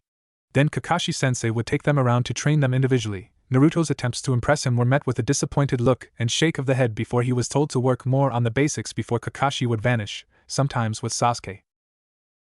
What was the special reason for him being the sensei to this team? Did Hokage Gigi really have some reason for it, like Danzo Gigi said? Well, Danzo Gigi didn't lie to him, so there had to be something. So Sasuke-kun, would you like to have some dinner together? I mean, it's Saturday night and… Sasuke stopped for a moment at her words. Truthfully, this was annoying him, and he was almost near his limit. He needed the power to avenge all those of his clan that fell to Itachi's blade. He wasn't going to waste his time going on dates with girls that didn't even deserve to be shinobi in the first place. He was about to turn around and tell her off a bit more forcefully, but the idiot intervened. Sakura-chan, I wouldn't mind. Thankful for the distraction, Sasuke slunk away. Not now, Naruto. Sakura beat him off before turning. Sasuke-kun had never stopped before when she had asked him out before. Maybe this time he would. And he was gone. Naruto! She slammed her fist into the idiot's skull again. If he had just not intervened, then Sasuke-kun would have said yes. She would have finally been able to have dinner with her crush, but the idiot's incessant presence had again forced the shy Uchiha to retreat. This was going to end now. Naruto, Sakura dropped him. He looked up to her as she spoke. Understand one thing, I am never going to date you or go out with you. I don't even like being around you, but we can't change teams, so I have no choice to tolerate your presence if I want to be with Sasuke-kun. Naruto just looked at her. This wasn't her usual anger. This was cold like the villagers. Did she know? So understand this, you are a nuisance, and the next time you try to ask me out… Sakura paused, contemplating what she was about to say, but went ahead with it nonetheless. If it could just get the blonde to stop, then I will complain to Kakashi-sensei and have you taken up for harassment. So if you want to keep that, she gestured to his headband, and not get suspended, then I recommend you never ask me out again. Sakura finally took a long breath. Is that understood? Naruto just nodded. Satisfied, Sakura went on ahead. If she was fast enough, maybe she could catch Sasuke-kun in the street.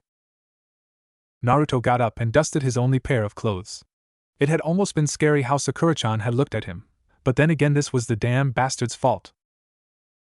Ugh. Naruto finally sighed in frustration. nothing really seemed to be working out for him, so maybe he could take up Danzo Gigi's offer? Kakashi-sensei hadn't really told him anything about his family or taught him any cool jutsu. Making up his choice, Naruto walked to the market again.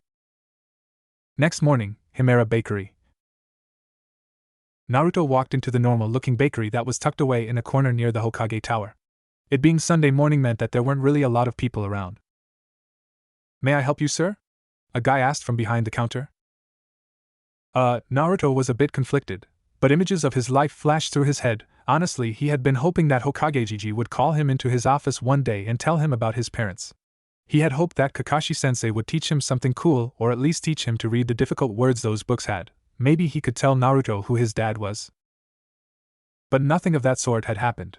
The few times he had seen Hokage Gigi in the last week, nothing had happened, and the one time he had hinted about wanting to talk about the fox with Kakashi-sensei, he had been hushed and then told to never talk about it with anyone. The look on Kakashi-sensei's face had been really scary, and Naruto just somehow knew that saying that he met the fox to that man would get him in big trouble. "Sir," the guy called again, bringing Naruto back into the shop. Yeah, Naruto spoke. Of all the people he had met, Danzo Gigi had been the only one to actually tell him about who he was, so he would go with him. "I want the village's finest cheese bread." After all, what was the worst that could happen? "I want Konoha's finest cheese bread." With those words, Naruto had made his decision. The decision, in turn, sealed his fate.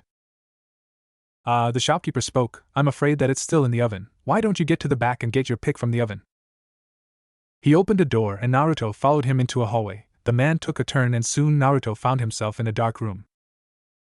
"Hey mister, aren't we going to the OVE?" Suddenly darkness took over and Naruto's unconscious body fell on the floor. A figure materialized from the darkness, and soon both him and Naruto were gone. Protocol 9 initiated. The shopkeeper spoke into a hidden mic in the room before he closed the door to the room and returned to his covert identity. Deep underground. Protocol 9 initiated. For the first time in years, Danzo allowed a small smile to grace his lips. His plan had worked perfectly. Everyone had behaved exactly as their psychological profiles had indicated. And now Naruto Uzumaki had come to him. Danzo got up from his seat and looked over to his subordinates. "Tsurumu," he spoke, "take a stock of Naruto Uzumaki's physical attributes. Fu will take the psychological examination and Ginkgo will check his overall ability as a shinobi. I want a full status report by evening." "Understood, Danzo-sama." 3 voices spoke in chorus before the speakers left the room to prepare for their tasks. Danzo himself sat down onto his seat as he waited for his newest project to be presented before him. Naruto woke up a bit groggily. The last thing he remembered was walking with the baker before he suddenly went out. He tried to open his eyes, but found out that he was blindfolded. He tried to move his hands or get up, but his hands and feet had been restrained as well. "What the hell?" Naruto thought, "Where am I? And where's the bread?"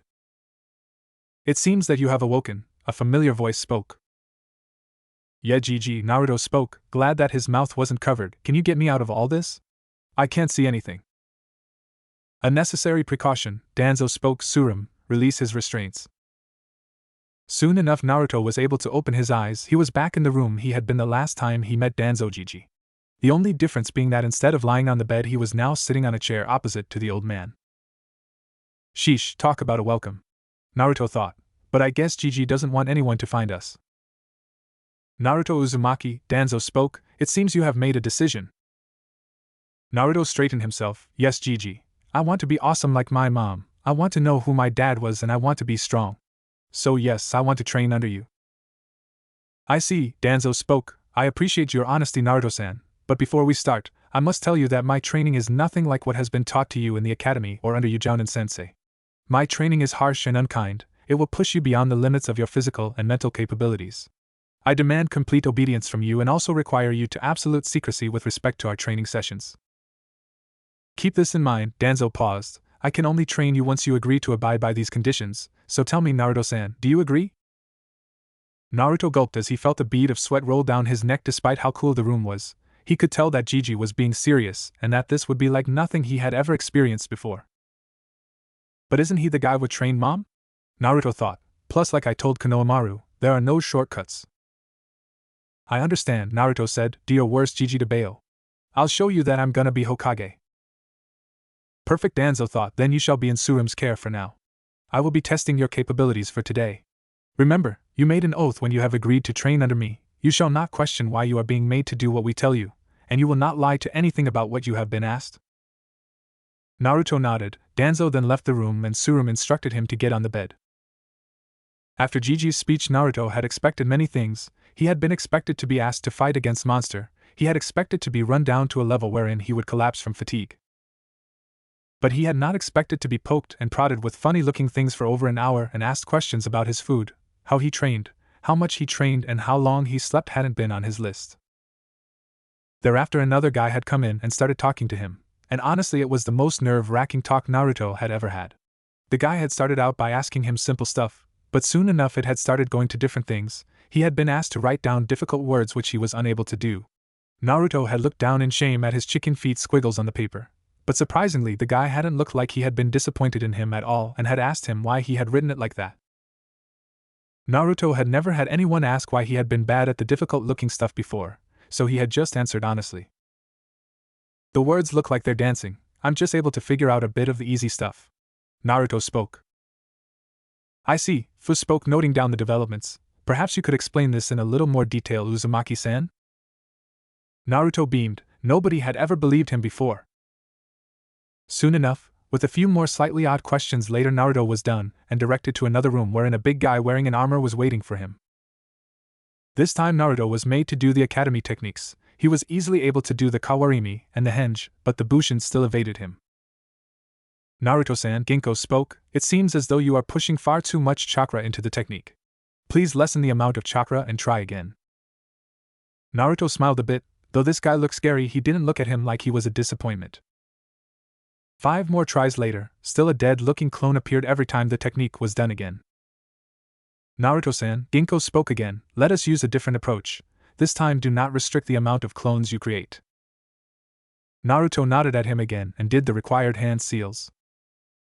And the entire room filled with orange. Hundreds of clones filled every inch of the room as Naruto grinned at his success. I see, Ginkgo made a noting on his pad before turning to Naruto, please disperse the technique. We will now be testing your motor skills. Motor what? Naruto thought, but seemed to understand when the guy put down his pad and gestured Naruto to attack. I'm gonna show you how awesome I am to Bayo, Naruto thought as he leapt into battle. Only to realize how horribly bad he was compared to an Anbu. Ginkgo-san, if that was his name, had proceeded to beat Naruto completely in almost every way imaginable. He asked Naruto to do simple things like throw a punch, a kick, come at him with full speed, throw a bunch of kunai and shuriken and other stuff other kids at the academy did.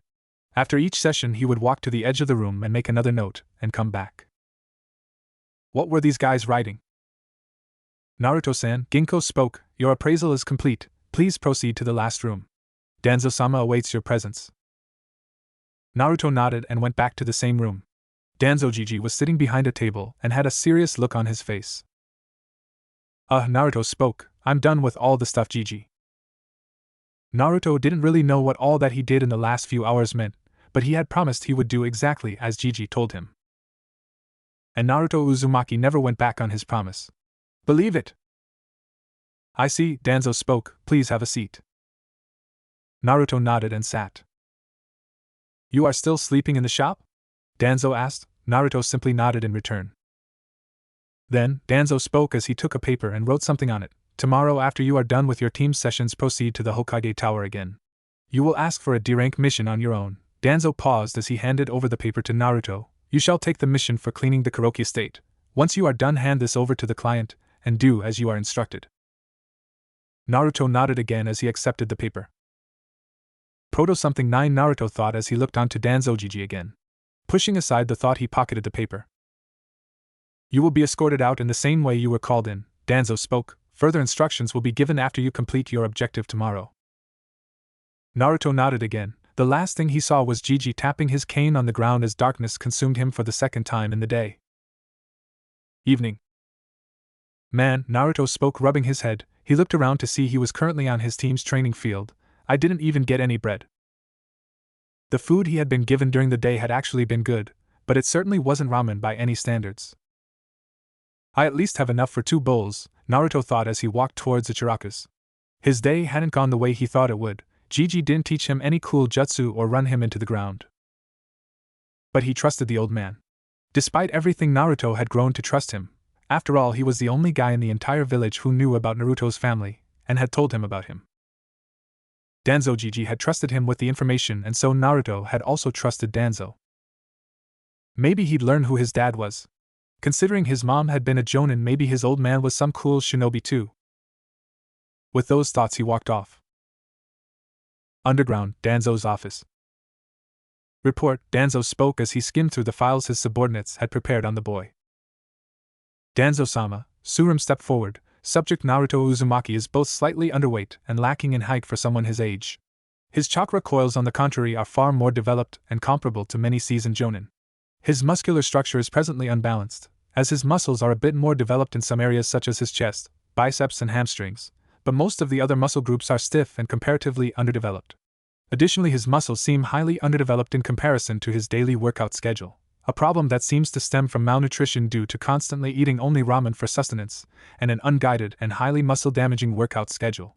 However, overall muscle strength is high, and his leg muscles seem to be highly developed even with the lack of nutrition which is apparent. Danzo nodded at her. Tsurumu stepped back and Fu took her position. Subject has a marked IQ of 76, Fu spoke. Further, his ability with reading and writing seems to indicate that he has a mild to medium case of dyslexia, a possible reason as to why he is unable to read or write properly. His ability to act upon logic seems to be stifled, and he seems to not have the ability to process emotions such as anger and hate, a possible indication of MPD. A multiple personality disorder? Danzo spoke. This was certainly a surprise. Elaborate, Fu. Uzumaki-san has been treated differently since many years, Fu spoke. Such behavior in most cases would result in extreme and in many cases often violent reactions, especially from Jinchuriki, as has been seen in the case of Tsunagekire's weapon. However, based on my questions, Uzumaki-san was not able to recall many instances from his childhood. There seemed to be multiple gaps in his memories. Given the fact that his mind has not been invaded with any mental techniques, it seems that Uzumaki-san's psyche has likely fractured in the past few years, and all his emotions which seem to resonate with negativity according to the emotion chart are absorbed inside of a compartment in his brain. A defense mechanism which seems to have been created to retain his sanity. He does not seem to switch over to his other self or having met him at any point of time. However, the other psyche inside him seems to still pollute his brain, given the fact that his mindscape has manifested as a sewer when he encountered the QB inside his body. Danzo stood still as he absorbed the meaning of Fu's report. It was worse than he had expected. The shinobi profession by itself was not one which was known to lend itself to mental health, given the highly grueling missions one encountered as he progressed further and further into the field. Many shinobi often cracked under the constant pressure, and given that few took any form of emotional conditioning courses or even sought the help of psychiatrists, sociopaths like Orochimaru were not uncommon across the continent. But with Naruto Uzumaki, this was a big concern. Emotional control was a key facet of controlling the chakra of any bijou, as the bijou would push both its chakra and its will throughout the host whenever its chakra was drawn actively. Resisting the bijou's will was a key facet to controlling that power, as otherwise the bijou would keep its host's mind busy with the flowing emotions to cloud the host's judgment, and then keep pushing its own chakra into the system to weaken the seal and attain freedom. Therefore, if Naruto Uzumaki ever needed to be able to use the Kyuubi's power in battle, he would need to have a will harder than iron and a great modicum of control over his emotions. Currently, it seemed that Naruto's mind had dealt with the burden of overwhelming hate and anger in the only way it knew to keep Naruto's sanity intact, by sealing it away in a corner. It was a rather novel solution in the short run, but likely to cause multiple problems in the long run. Firstly, a fractured psyche meant that Naruto was as such operating at a reduced brain capacity, thus a far lower than average IQ and an apparent inability to completely act in a logical manner. Secondly, it meant that any existing mental health condition would be more difficult to cure, as repairing or rewiring just one part of the brain was going to be far more tedious if one had to constantly weave around the artificial seal Naruto's brain had created. Thirdly, it would mean that the other psyche would, or likely already had developed its own persona and would continue to grow stronger inside his own brain. Perhaps it could even form its own bond to the Yandame's seal and leech off its chakra. In the end, this would result in a battle inside Naruto's own brain, with the end result of either Naruto's current personality defeating his other self and erasing it completely, or the other leeching off the Kyuubi's chakra to defeat the currently dominant persona and possibly setting the Kyuubi free. While the first scenario was more pleasant, it would still leave him with lasting brain damage, and Danzo was unwilling to take a chance which could set the strongest of the tailed beasts free. Perhaps it relates to the seal itself, Danzo thought. As per the notes in Hiruzen's office, Minato sealed only the young half of the fox's chakra inside the boy. Perhaps it is this fundamental imbalance which is keeping that other persona at bay or abetting its creation. Danzo made a mental note to look into it later. He would personally oversee the seal's analysis. This was important, but Danzo needed to hear all the reports. Alright, Danzo spoke as he gestured to Ginkgo to speak. Naruto-san is fast for his age, Ginkgo spoke. He is quick on his feet and has an unorthodox method of fighting and has excellent natural instincts. However, all his physical advantages are offset by his rush-out method of fighting. There is little to no flow in how he fights, his attacks are off mark and his accuracy with weapons is below average, possibly a result of not practicing in the correct manner or practicing unsupervised. He has no habit of forming a strategy before any skirmish and over-relies on his ability, as a tactician, to come up with ideas while fighting. Other than that, he has no variety in his attacks, his chakra control is barely low genin level and he wastes a great amount of chakra in doing even the most simple techniques. Lastly, he is able to use the shadow clone technique due to his vast reserves, but the advantage seems to evade him as he uses his clones in battle and fights without any coordination or formation. The intelligence gathering potential of the technique is lost to him as his brain seems to simply block out any additional information his clones can provide him. Danzo nodded at him and pondered over the information. The shadow clone was a technique created by the Nidaime Hokage specifically for one purpose: intelligence gathering. Shadow clones, unlike illusionary clones or solid elemental clones, were entities composed purely of chakra, which made them unique in many ways. The clones themselves retained brain functions similar to that of the original and were capable of using chakra for ninjutsu. The chakra of the clone itself returned to the original once the clone dispersed, and carried with it all the memories it had experienced during its existence. This, coupled with the fact that its dispersal left no evidence except for a faint chakra trail, made it nearly perfect for spying and information gathering. Of course, with the advantages came the downsides as well. The technique itself was highly chakra consuming. The minimum threshold of chakra to create a single clone was by itself so high that even an average jonin would find himself staggering after having created over 24 of them. The chakra dispersal into the atmosphere upon a clone dispersing also kept on adding to the costs, as barely a half of the clone's remaining chakra would return to the original upon dispersal. And even that was dependent upon close physical distance. Lastly, the clones themselves were fragile and even the smallest of scratches would disperse them, making them less optimal than water or earth clones in battle. However, despite its downsides, it was an incredible technique, and Naruto's ability to create multiple clones could very well be utilized to accelerate his speed of learning and put him at par with those considered to be geniuses in the shinobi world. The problem seemed to be that Naruto's brain was blocking the additional input from the clones, but it was something Danzo understood quite well. The human brain was a truly wondrous thing, but as it is, it took over 15 years to completely mature and reach its peak conditioning. Before it could grow completely, it remained rather weak, and a major portion of its processing ability was consumed by formulating its own growth, a reason as to why it seemed to be blocking additional input from Naruto's clones in order to retain its optimal condition. But then again, Naruto's regenerative ability was something his subconscious mind seemed to have ignored. While any other person at his age would go schizophrenic from the multiple inputs an undergrown brain would receive, Naruto's regenerative ability meant that any damage would be healed shortly after it was done. Theoretically, this could even help the boy in growing his neurons and activating different parts of the brain. Therefore, this subconscious block needed to be removed. But for now, Danzo would restrict himself to just 5 clones to keep it safe. There was no need to wait until the boy came of age to utilize this advantage. Danzo let a small smirk creep onto his features. He looked at the detailed reports on his desk. Naruto Uzumaki was a diamond in the rough, or could even be a piece of coal. Danzo did not know what would become of him. Either ways, he had his uses. Naruto frowned as he pulled out another weed from the backyard of an old lady. He hadn't had much except for an apple for breakfast, and even Sakura-chan's sweet voice could get annoying if she kept on repeating lame things all the time. This time, though, Kakashi-sensei had divided the entire yard into 3 parts after Naruto had complained about being stuck with the crappiest stuff every time, so he at least had that. Given the fact that he was far more used to doing menial labor, Naruto completed his portion of the yard faster than his teammates, after which he walked over to where Kakashi-sensei was sitting and plopped down in the shade. You know, Kakashi spoke as Naruto looked up, if you're done with your portion you could help your teammates with theirs too. Naruto thought about what Kakashi-sensei said. He really didn't feel like helping Sasuke, and Sakura-chan's words rang in his mind again when he thought about helping her, so Naruto made a decision. Don't feel like it, Naruto spoke. After all, none of them had helped him in the last crappy missions. Kakashi sighed as he turned to see 2 of his students that were still working. The team dynamics of his team were still pretty bad.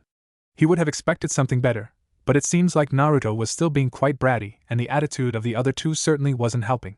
This team really needed to learn to work together. Meh, he'd let them figure it out.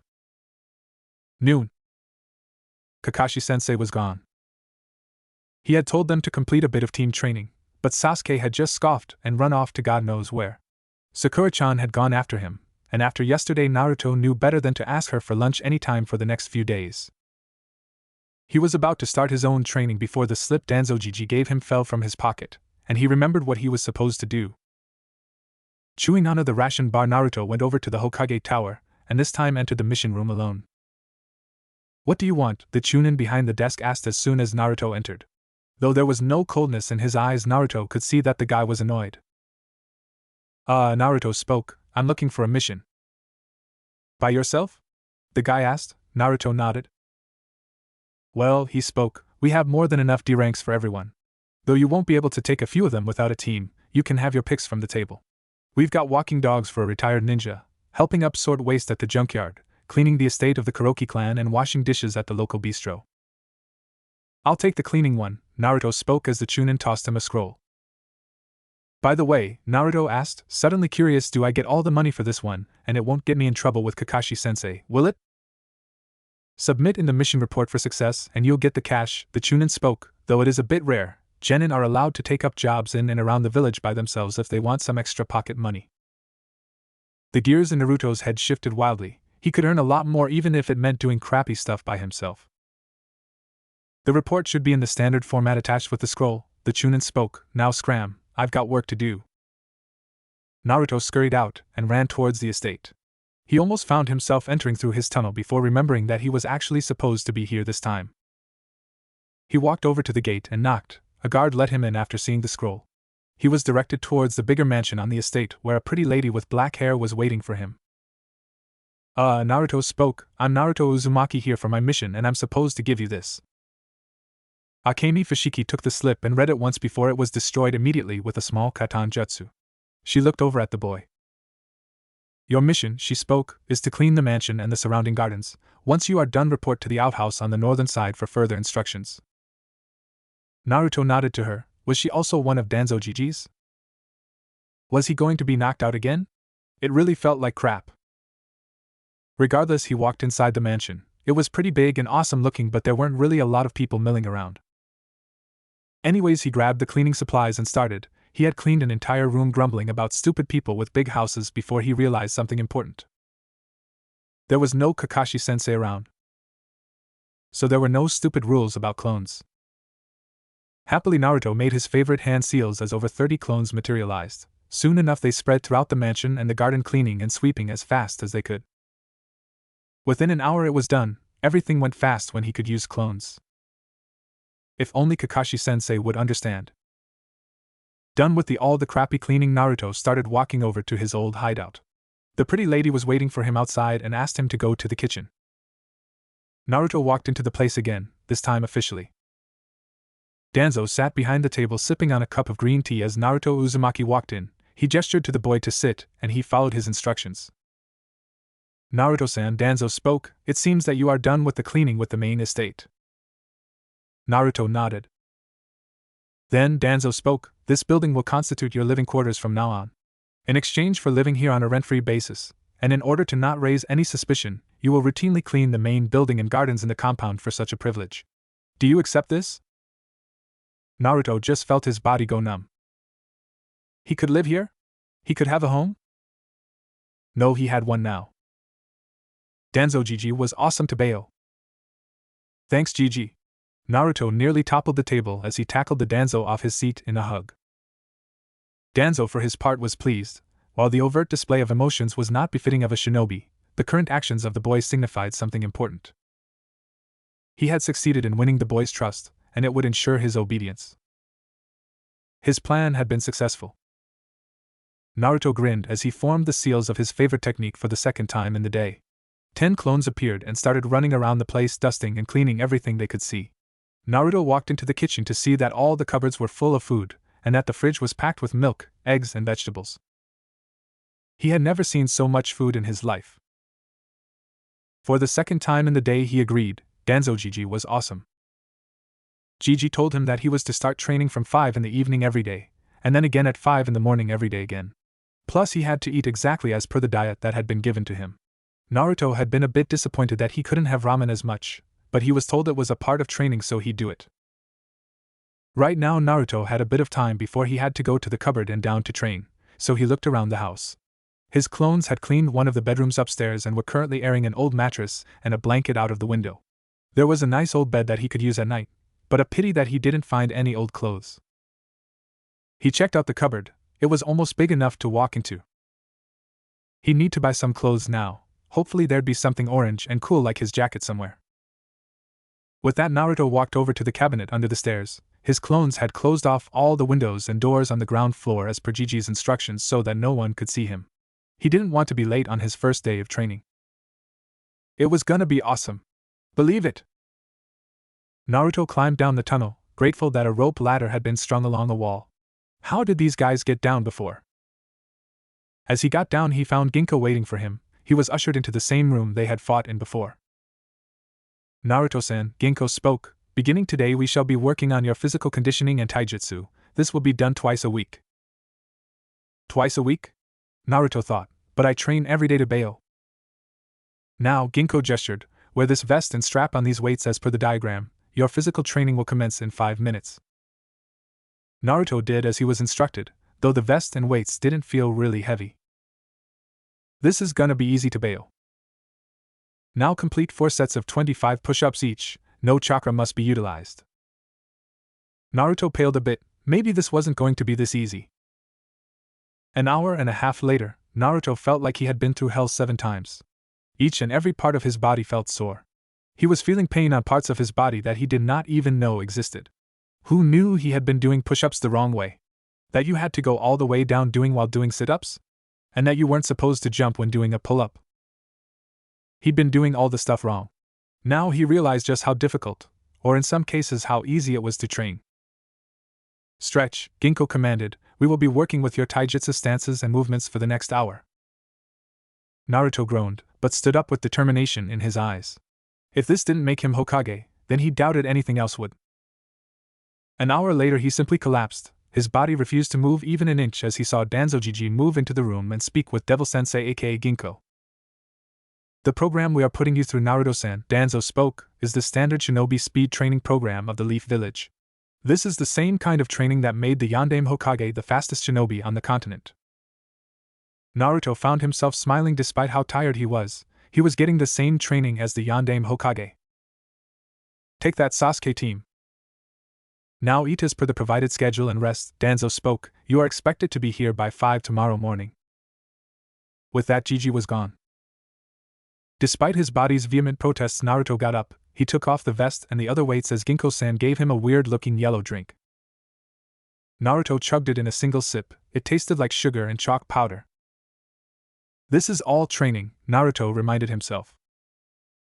Make sure that you eat as per schedule, Naruto-san, and follow the instructions written in his scroll once you have recovered. Ginkgo spoke as Naruto nodded. He started feeling a bit better after the drink settled in his stomach, and slowly made his way back home. Danzo's office. Danzo-sama, Ginkgo bowed as he entered the office. Report, Danzo spoke. He was eager to know how much the boy could be pushed. Subject Naruto Uzumaki has a slightly higher endurance than we had pegged, Ginkgo spoke. We were able to compress over 5 days of workout into a span of 2 hours after I permitted him to utilize chakra for a few exercises in order to break his muscles. His taijutsu will need major improvements, otherwise he has a high threshold for reacting to pain and his natural instincts could make him a formidable fighting force. I have given him a scroll for a few rudimentary chakra control exercises. Danzo nodded as Ginkgo disappeared. Being able to squeeze several days' worth of workout into a few hours was highly advantageous. If Surum could confirm that all the muscles in the boy's body had healed by next morning, then it would mean that the entire speed training program could be completed within a span of little over 30 months. 30 months, perhaps a few months more if the boy had to be used for vital missions. Within that time, Danzo would have created a speed demon on the same level as the Yondaime Hokage. Training with the fox's chakra could wait until his body was a bit more conditioned. His experience with Kushina had taught him as much. Alone in his office, Danzo smiled openly for the first time in years. Things were finally going according to him. Naruto's house. Naruto pulled himself up the ladder. He was able to catch the edge of the trapdoor, as he felt a pair of hands hold his arm and help him up. Eh? Naruto thought, was there someone else here? Following the arms, Naruto saw his own self. That's right. He created clones before he went down to train. He was awesome. You look like crap, boss, the clone spoke. Yeah, Naruto spoke, Gigi's a sadist. You guys make the crap Gigi asked me to eat? We tried, the clone spoke, gesturing towards the kitchen, but you suck at cooking, so I don't really know if you'll like it. Naruto walked over to the kitchen and pounced on the food. It was crap. The rice was undercooked and chewy, the eggs were burnt, the fish tasted like a dried leaf, and the soup was just hot water and a bunch of badly cut floating vegetables. Nevertheless, Naruto was hungry, and as he was told to eat this much every day as a part of training, he ate it all. I really needed to learn cooking Dabayo, Naruto thought as he ate the chewy rice. He had never really had the ingredients to actually cook, but if he had to eat as per the chart Danzo Gigi gave him, then he really needed to learn how to make all this stuff. Things were easy when he could just eat ramen. But this was training. He bet his mom did just that what he was doing and became awesome, so he'd do the same. Naruto grimaced. Next time, remove the bones before eating a fish. Morning. Naruto woke up groggily as he looked at the clock. It was 4:45 a.m., and he really wanted to sleep. But he was supposed to train from 5 in the morning, so he had little choice but to wake up. Creating a clone to go to the kitchen, he brushed his teeth and washed his face before changing and going downstairs. The clone gave him the drink he was supposed to consume before training and dispersed after giving him a mock salute. Naruto looked at the mug, scrunched his nose and downed the entire mug in a single gulp. Yuck, he thought, it tastes like sewage. How the hell was eating crappy stuff going to make him strong was beyond him, but he had to do as Gigi told him. After all, he made a promise. Sighing, he made a few hand seals and 5 clones popped into existence, and began running around the house. The original meanwhile walked under the stairs and disappeared. Underground. Naruto stood still, his arms spread wide as Surum poked him around and Gigi stood in the background. Do you feel any pain? She asked as she poked him in the bicep with a small rod. Not really, Naruto spoke, I mean it's a little sore but not really painful. She asked him a bunch of other questions before Fu came in and took him to another room.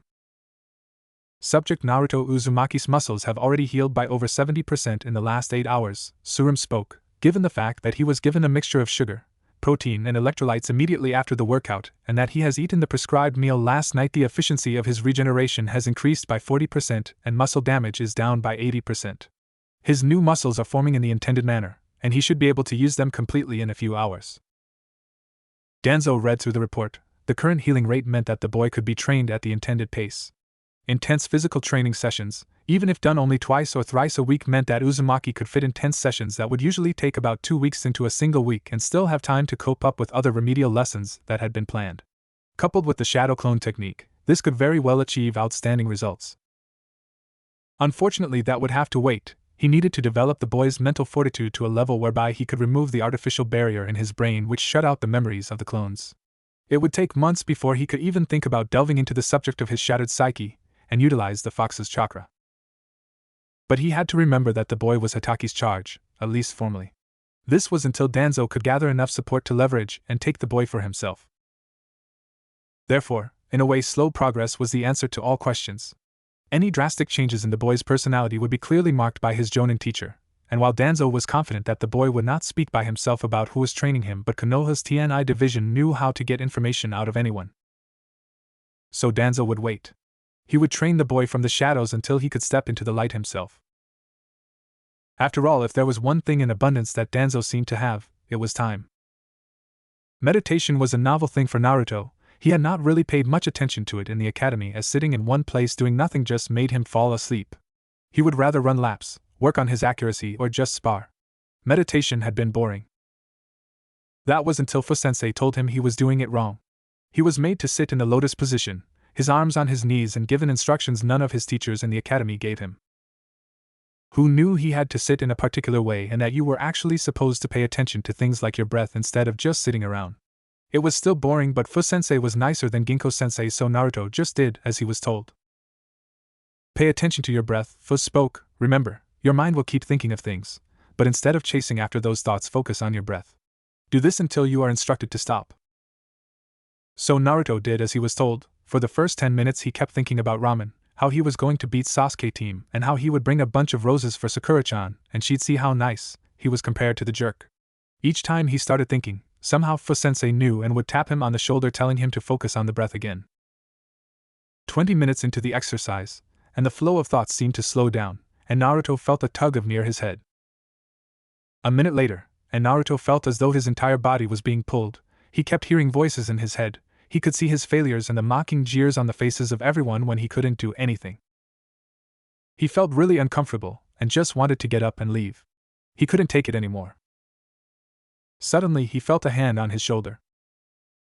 Naruto, Danzo spoke, do as Fu says, focus on your breathing. Do not let your thoughts or emotions guide you. You are not to stop. Naruto took a deep breath and tried focusing on it again. Slowly the voices started to fade away, and about an hour later he was told that he could open his eyes. He couldn't exactly tell why, but everything felt a bit different than before. It was like he could feel his entire body as it moved, and his could feel everything around him in a new way. It felt good. Now, Fu spoke, we will be adding chakra to the exercise. This time, instead of focusing on your breath, focus on the chakra within you. Let it flow through your entire body. Naruto nodded and took his position. With his mind a bit clearer, he started feeling his chakra like Iruka-sensei had taught him. He was able to feel it as it flowed and directed it like Fu-sensei said. It took many tries, but finally he was able to do it. Now open your eyes, Fu spoke. Naruto did as he was told. He was feeling just like he did when he had meditated, but a million times better. He could see stuff that his eyes just ignored. He could hear the fly across the room. He could smell the remains of tea. He could also sense that there was someone in here other than Fu-sensei and Danzo Jiji. So he sprang to his feet and threw a kunai at the corner of the room. Suddenly the shadows started moving and the kunai was swatted away. Naruto, Fu spoke, stop, Kijibo is an ally. But he was hiding, Naruto pointed out. Under my instructions, Danzo spoke, but how did you know he was there? After all, Kijibo was one of Danzo's best infiltrators. He had been unable to utilize the ranged shadow attacks like other in the Nara clan, but his ability to blend within them made him nearly invisible to the naked eye. Beneath the shadows he was undetectable even to the feared Byakugan unless the user was aware of him. Naruto scratched the back of his head. I dunno, like I was doing the thing with chakra like Fu-sensei said, and then there was violet stuff in Fu-sensei, yellow stuff in Jiji, and suddenly there was a bit of brown coming from the corner so. It seems the Uzumaki blood is still strong, Danzo thought. Kushina had not been a very good sensor, but it seems that those genes had been strengthened by his father's sensory abilities. Was I not supposed to do it, sense him I mean? Naruto asked. Not exactly, Danzo spoke. Have you been able to do it before? Perhaps during your academy chakra tutorials? Naruto just looked down at his feet. Naruto, Danzo spoke with a voice of authority, speak, this is an order. Swarashi-sensei, Naruto fidgeted, wasn't really nice like Fu-sensei, she just told me sit up straight, and when I fell asleep I was kicked out for a week. The books had too many big words, and then we started doing jutsu so I didn't really try the feeling stuff. So it seems, Danzo thought. The boy had never been taught to extend his senses, meaning that his sensory abilities had never been tested. If things had been left as it is, then this ability itself would have receded like an unused muscle, and the village would have been deprived of a sensory shinobi. Another testament to Hiruzen's folly. After all, hereditary abilities were always recessive. If the boy had not been trained in his abilities, as he was still on paper, then the ability would have fizzled out on its own, possibly for generations. But now it had been awakened, and now Danzo had him. It is not something everyone can sense, Danzo spoke, but you spoke of colors as you mentioned everyone, please elaborate. Unbelievable, Danzo thought as he read on what the boy had spoken. Not only did he have a sensory ability, but he could even sense the elemental nature of any person in close proximity. The ability was still in its rudimentary stages given that the boy had not been trained as a sensor, but with training it could make the boy into a terrifying force on the battlefield. A shame he didn't have the other clan abilities his mother possessed, but Danzo could work with what he had. Report, Danzo spoke as Fu came forward. Subject's sensory abilities presently extend to a radius of about 50 meters, Fu spoke. The ability grows weaker thereafter, and he is able to detect signatures which are not concealed. His ability to analyze chakra natures on the other hand has a limited radius of 4 meters and requires greater concentration. Aside from this, we seem to have at least scratched the surface of his other psyche, though most of the memories he seems to have recalled are not severe in any form. although a higher level of guidance is recommended in the future. Danzo nodded as Fu spoke. The boy's records indicated that meditation by itself would be a challenge given his other self in his mind, and if the tension the boy went through in the first stage was any indication, then the memories that were sealed away were likely to have severe implications on his mind, possibly making the boy question his own loyalty to the village. Which was why Danzo had decided to remain present personally for these sessions. Fu had prepared a detailed plan to increase the boy's mental fortitude, but it would require an anchor on which the boy could rely upon. It had to be someone the boy trusted. Naturally, Danzo had volunteered himself for the position. He had wanted to firstly ensure that the boy would remain loyal to the village, and secondly, being the only person to accompany the boy into the darkest depths of his mind, he would gain his unquestioned loyalty. Post-training. Naruto looked on as his clones put up a dish of boiled eggs before him along with burnt toast and milk. Scrunching his face, he started eating and completed his meal. As he got up from the table, he vowed to learn how to cook, and to learn it fast. He was just allowed one bowl of ramen in a day, and he couldn't live with the crap that his clones cooked. Putting on his clothes, he got out of the house, making sure that everything was locked before he went to meet his team. Post-noon. Today has been a day of less crappy missions, Naruto thought as he walked away from the bridge. His team's mission for the day had been to clean a park. They had been done faster than before, and Kakashi-sensei had said that they could take the day off before poofing out.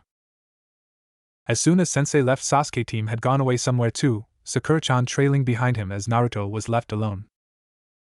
He was almost going to start his training before he remembered what Gigi told him.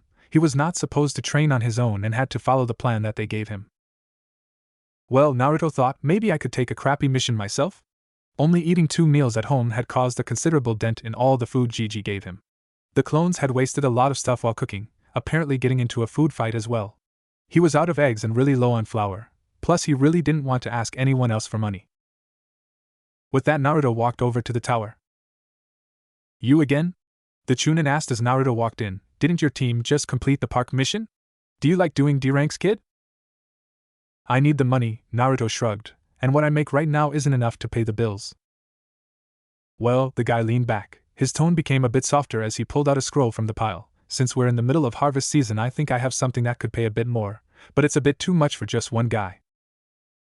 I handle it to Bayo, Naruto voiced. The Chunin scratched his head. Generally such missions were taken by genin teams, not a single person. But considering the rumors of the boy's ability with clones and the fact that he had somehow managed to clean an entire estate within a day, he could probably give the boy a chance. Then you can take this. You're supposed to help a farmer in a nearby village harvest his crop. It's out of the village walls, so you'll need a pass before going. Naruto took the scroll and pocketed it. He was about to move out before the Chunin called him back. Take this, the Chunin spoke as he threw an envelope to Naruto. He opened it, and to his surprise there was quite a bit of cash inside. It's your payment for yesterday's mission, the Chunin spoke. Good job cleaning the estate. The clients have given a positive feedback. Make sure that you keep it up. Naruto beamed at the praise. He was awesome to Bayo. Thank you, Chunin-san. He bowed just like he had seen some guys do before he ran out. Sanjutsu Hamido rubbed his chin. He didn't really hate the boy because of the fox, but he hadn't paid much attention to him either. Nice kid. Outside the village, Naruto jumped from branch to branch as he looked at the map he had been given at the village gate. The farming village wasn't very far away, and he was at the given address in under an hour. Just one? The client, a middle-aged man, spoke. I was expecting a bunch of you guys. Naruto just narrowed his eyes. Anyways, the man spoke. Come at the back, kid, we got a lot of work to do. Naruto went to the farm. A sea of golden stalks was seen as far as his eyes could see. We've got to harvest this wheat, the guy spoke. We're not getting much labor from rice country these days, so I had to go with you guys. Now look here. Naruto looked on as the man picked up a scythe and showed him how he was supposed to go about cutting the crop. And when you're done with this much, the man gestured to an area, you tie it up as I showed you and put it in the barn. You got it, kid? Naruto nodded. Then let's get to work, the man spoke. My family will be joining us soon.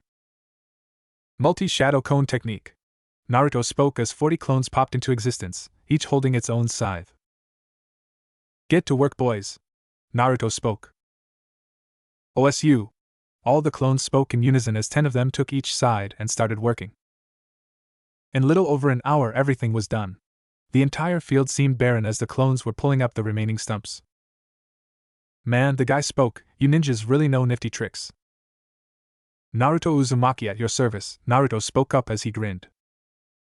Takizo Kenta, thanks for the job, the man spoke. Soon enough a woman and a few kids came around with tools. Alright kids, we got work to do, so the woman spoke before she pointed to the field, and her jaw dropped. Honey! Kenta spoke, we're done, thanks to Uzumaki-san here. He pointed to Naruto. Boss!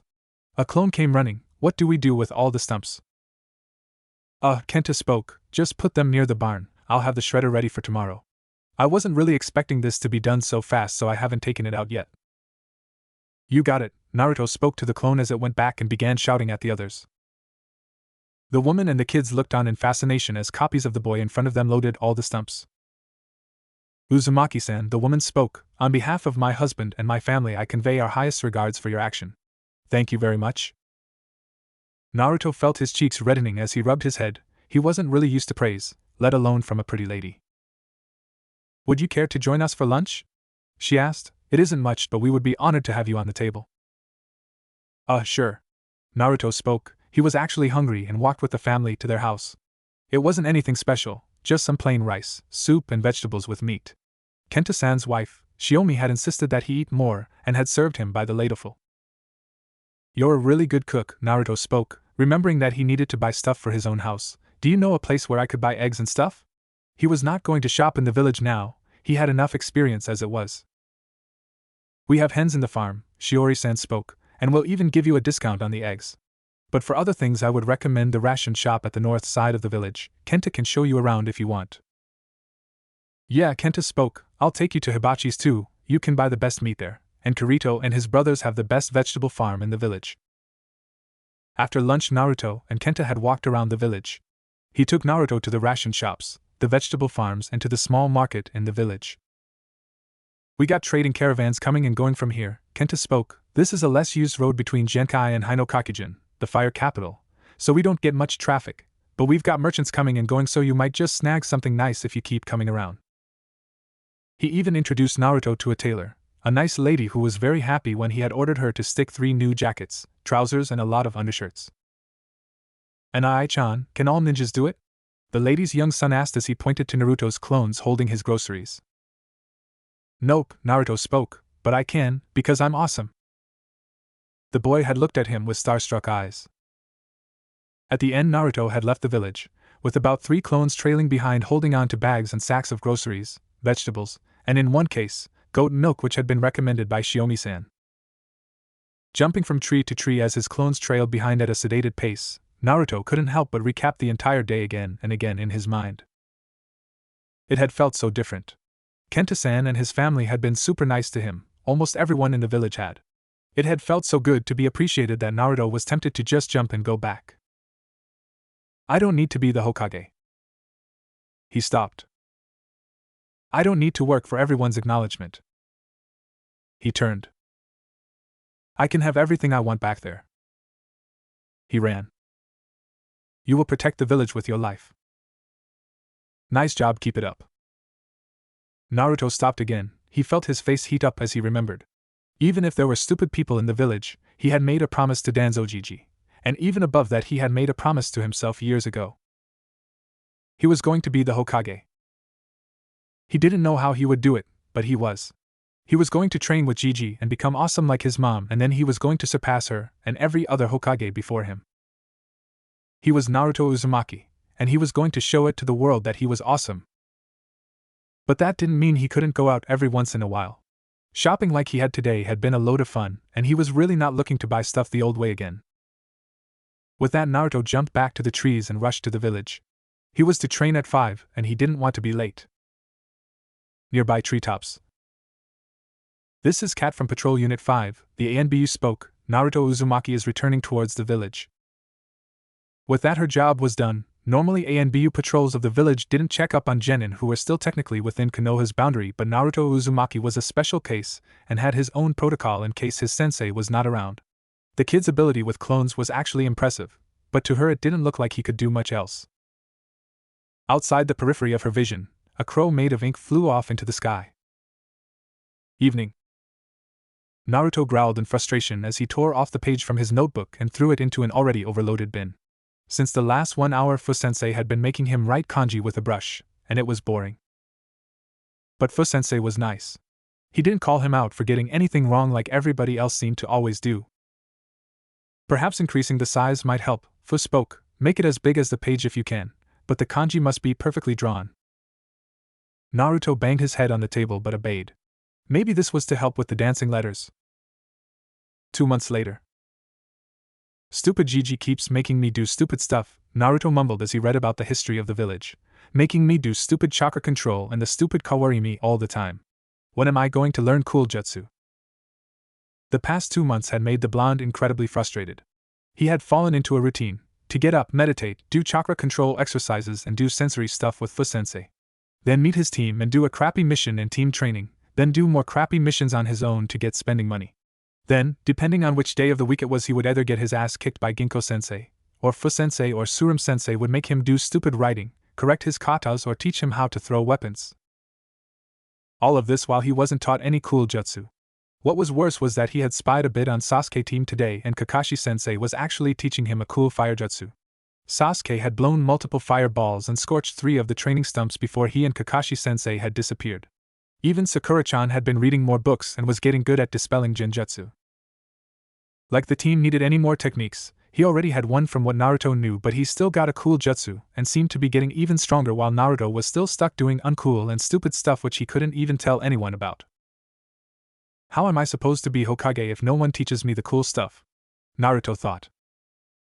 The only thing that seemed to have actually improved in him were his cooking skills. He was now able to make passable food and wasn't forced to eat crap every day. Meow. Not again, Naruto thought. While his new home was really nice, it had an issue with the animals that came in with the smell of food. Cats were especially troubling as they always found some way inside. Get out! Naruto screamed from the kitchen as the cat ran off, but not before it knocked a vase off the table. Suddenly time seemed to slow down. There were few things in the world that were really precious to Naruto. Of them, he had really valued the vase he proudly kept in his living room. It wasn't much to look at, it was a bit off mark and the coloring was bad, but it was a gift. Suddenly he was in front of the table, with the vase in his hand. Wah dash, Naruto thought as he looked around, when did I move? He had been in the kitchen, screaming at the cat, and saw the vase falling. When did he get to the table? When did he get so fast? After standing still for a few moments, Naruto grinned. He didn't have cool fire techniques and taijutsu like Sasuke, and he wasn't smart like Sakura-chan and couldn't detect any genjutsu, but he was getting stronger in his own way. Whatever Danzo Gigi was making him do was working. A blonde-haired boy, about 5 years of age, was standing alone in a park. He looked at the other kids playing on the other side. Nobody would come talk to him as their parents had told them that he was a bad boy. He walked to a tree and sat beneath it. He retrieved a thread he had found near the trash can, tied it into a loop, and took it in his palms. Maybe if he could make the designs with it like some of the other kids, maybe he could show them that he wasn't a bad boy. He pulled out his forefinger from the loop and tried to copy what Kuriko used to do at the orphanage. But no matter what he did, he couldn't make the diamond shape like she had. Giggle. The boy turned to see a pink-haired girl around his age giggle at his failed attempts. Embarrassed at his failures, the boy looked away. You are doing it wrong, the girl spoke as she came near him. Didn't your mama tell you how to do it? I don't have a mama, the boy spoke, looking at his feet. Oh, the girl's smile fell as she came near him. Then I'll tell you what my mama told me, okay? You'll teach me? The boy smiled as the girl nodded. They started playing cat's cradle, then they played tag, and soon enough it was evening. This was fun. The boy spoke. Hey, wanna be friends? The girl smiled, her first day in the park and she had already made a friend. Okay, she spoke, I'm Haruno Sakura. Uzumaki Naruto, the boy replied enthusiastically. Soon the pair separated as Sakura's mother came to pick her up and left hurriedly with her daughter in her arms. Sakura-chan, Naruto spoke wistfully as saw his young self wave goodbye to his first friend. Behind him another figure came to light, tapping his cane on the ground as he walked. This is a memory, Danzo spoke, it is your past. Naruto looked down as Gigi spoke. Soon the background started collapsing, and it was day again. A young Naruto was seen walking around the park with a big smile painted on his face. He sat on the bench and played with the thread, as if waiting for someone. A bob of pink hair was seen walking into the park again as Naruto and Danzo watched. The boy ran over intent to greet his friend. He had so much fun yesterday and wanted to play again. "Hey Sakura-chan!" The boy spoke as he raised his hand and waved to her, but instead of returning the greeting she just shot him a fearful look and scurried away to where the other kids were playing. The young Naruto tried many times, but every time he went over to the other kids they just stopped playing and stared at him until he left. Even Sakura-chan refused to play with him. In the evening as the kids separated, the boy finally was able to talk to Sakura-chan as she waited alone by the swings. "Sakura-chan." He spoke as he came near her, but she refused to even look at him. "It's me." The boy spoke, "Naruto. Your friend." The girl flinched a bit as he spoke. "Hi," Sakura fidgeted. "Mama told me you are a bad boy, and I shouldn't talk to bad boys or be friends with them. So please." "But Sakura-chan," Naruto wailed, he didn't want to lose his first friend. "I'm not." "Sakura," a stern voice spoke as both kids turned to see her mom come to pick her up. "Let's go." She shot a pointed look at Naruto before leaving with her daughter. Young Naruto just looked down at the ground, tears falling from his eyes. He had lost his friend. Naruto shot forward to try and hug his younger self, only to pass through everything. "Remember, it is a memory," Danzo spoke. "It is history, it cannot be changed, only accepted, and with acceptance it will teach you valuable lessons for the future." Naruto looked at his young self. After that day he had not been allowed to go to the park anymore. He had only met Sakura thereafter at the academy, and by then she had been so different. He had tried to talk to her and be friends again, but she had just kept going after Sasuke. He had then heard that she wanted to date Sasuke, so they could be close. That was when he had decided to ask her on a date. Maybe if they went on this date thing then they could be friends again. Sakura-chan had yelled at him when he asked, but at least she talked to him, unlike the other girls at the academy who just looked at him with cold eyes like the villagers before walking away. But Naruto had learned to never give up, so he kept asking her whenever he could. She had to say yes sometime. "It seems that this memory is what has laid down your fascination for this girl," Danzo spoke. "It is natural after all, someone who is as alone as you were would seek any company he could get." But Naruto tried to speak, his throat felt dry. "Sakura-chan, I can't give up." "Until when will you not give up?" Danzo asked. "If in a few years Uchiha Sasuke were to accept her invitations, what would you do?" Naruto looked down. "Would you still pursue her, even if she was promised to someone else?" Danzo asked. "If she was married to someone she desired, and was bearing his children, would you still pursue her? Would you force her to break her husband's trust? What will you do?" But Naruto shook as he tried to form words.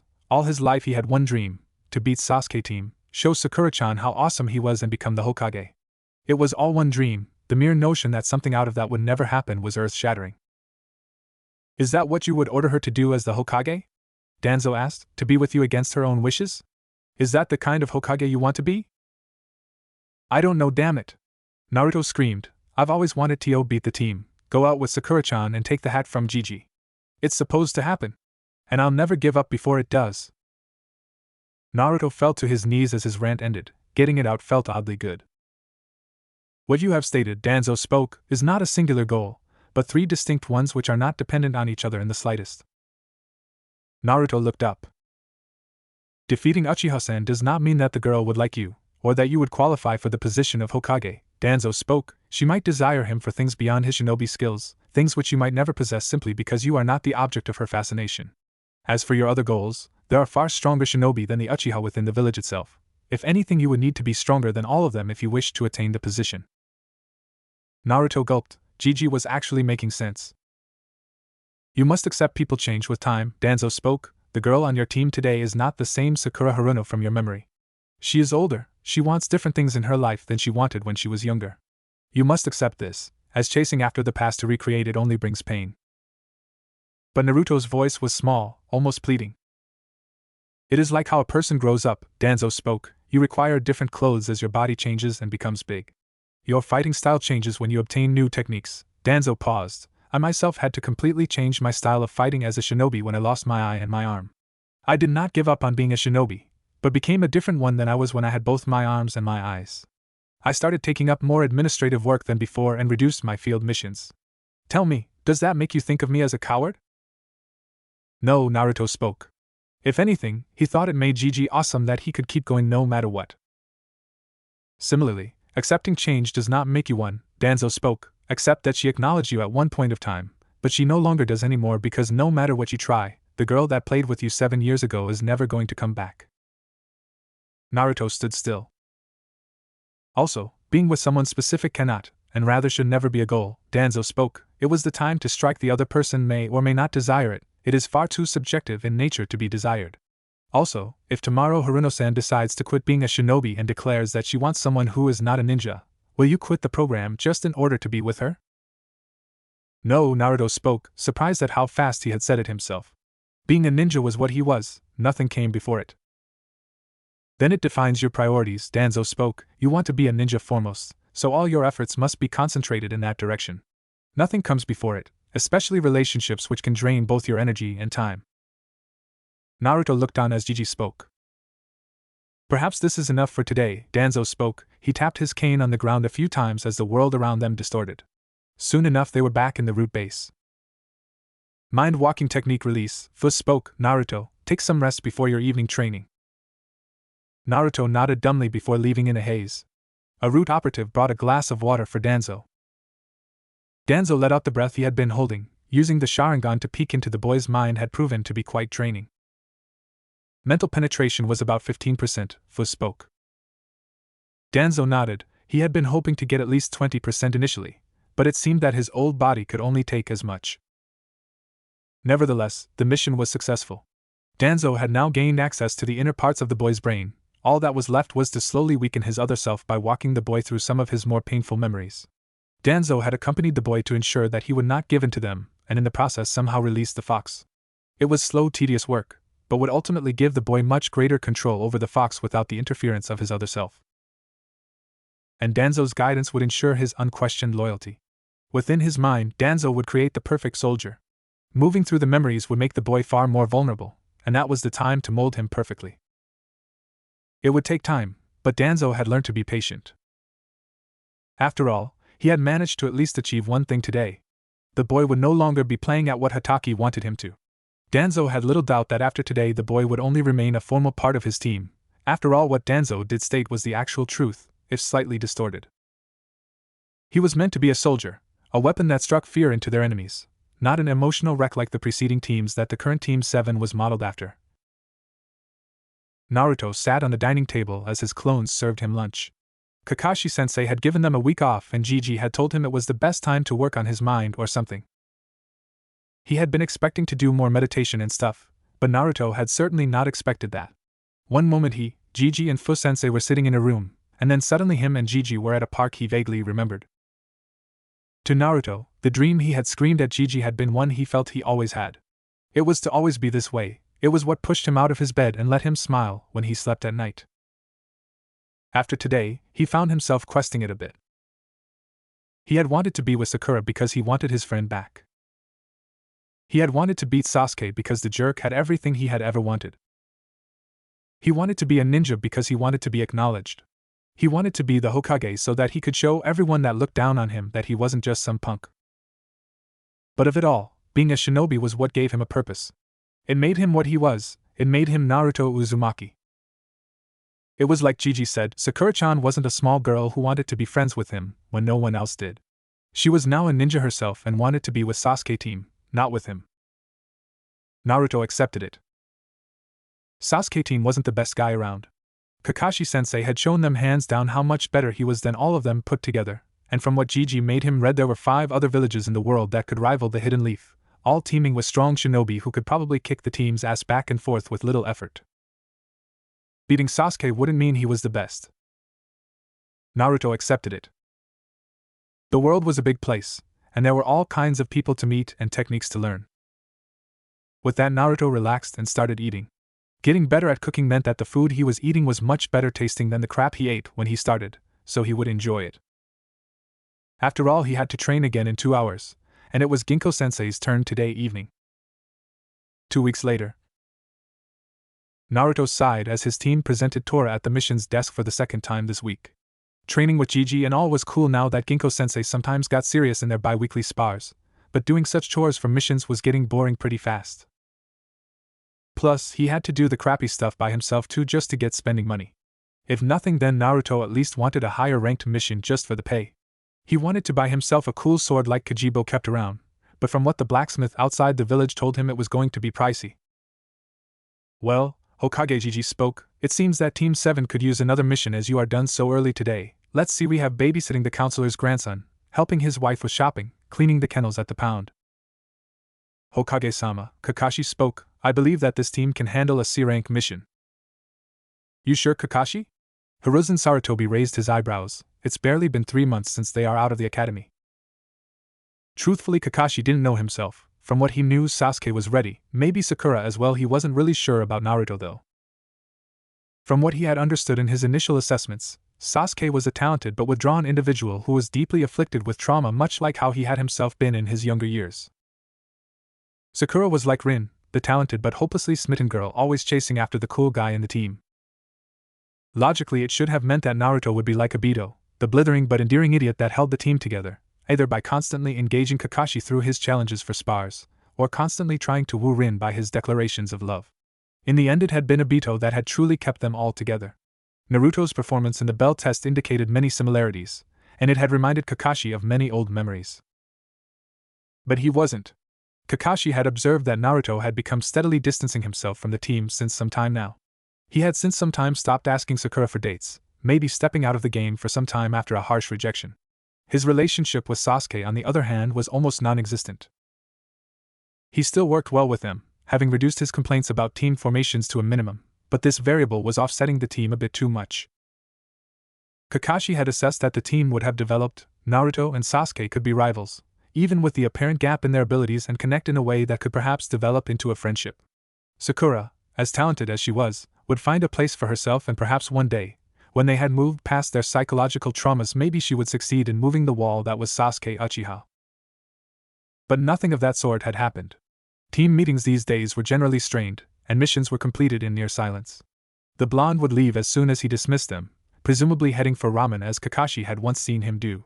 Sakura would still try to invite Sasuke for an outing, but he rebuffed his attempts just as he always had, or simply ignored her unless it was for a team exercise. The team was working well together now though. Their efficiency had increased quite a bit, but they weren't growing on each other as Kakashi had hoped they would. Perhaps a change of pace from the regular days would work. This team really needed to pull itself together. Yes, Hokage-sama, Kakashi spoke, a routine C rank would work quite well. Alright, Hiruzen obliged. We have a consignment of goods which are being delivered to Genkai and head towards Water Country. Protect the stock until it reaches the exchange port and return to the village. Shouldn't take more than 2 weeks. We accepted, Hokage-sama, Kakashi spoke as he pocketed the scroll and turned to his charges. The caravan leaves tomorrow morning. Pack enough for 2 weeks' worth of travel and waterproof gear as well. We will meet tomorrow at the gate at 7 in the morning. Naruto's house.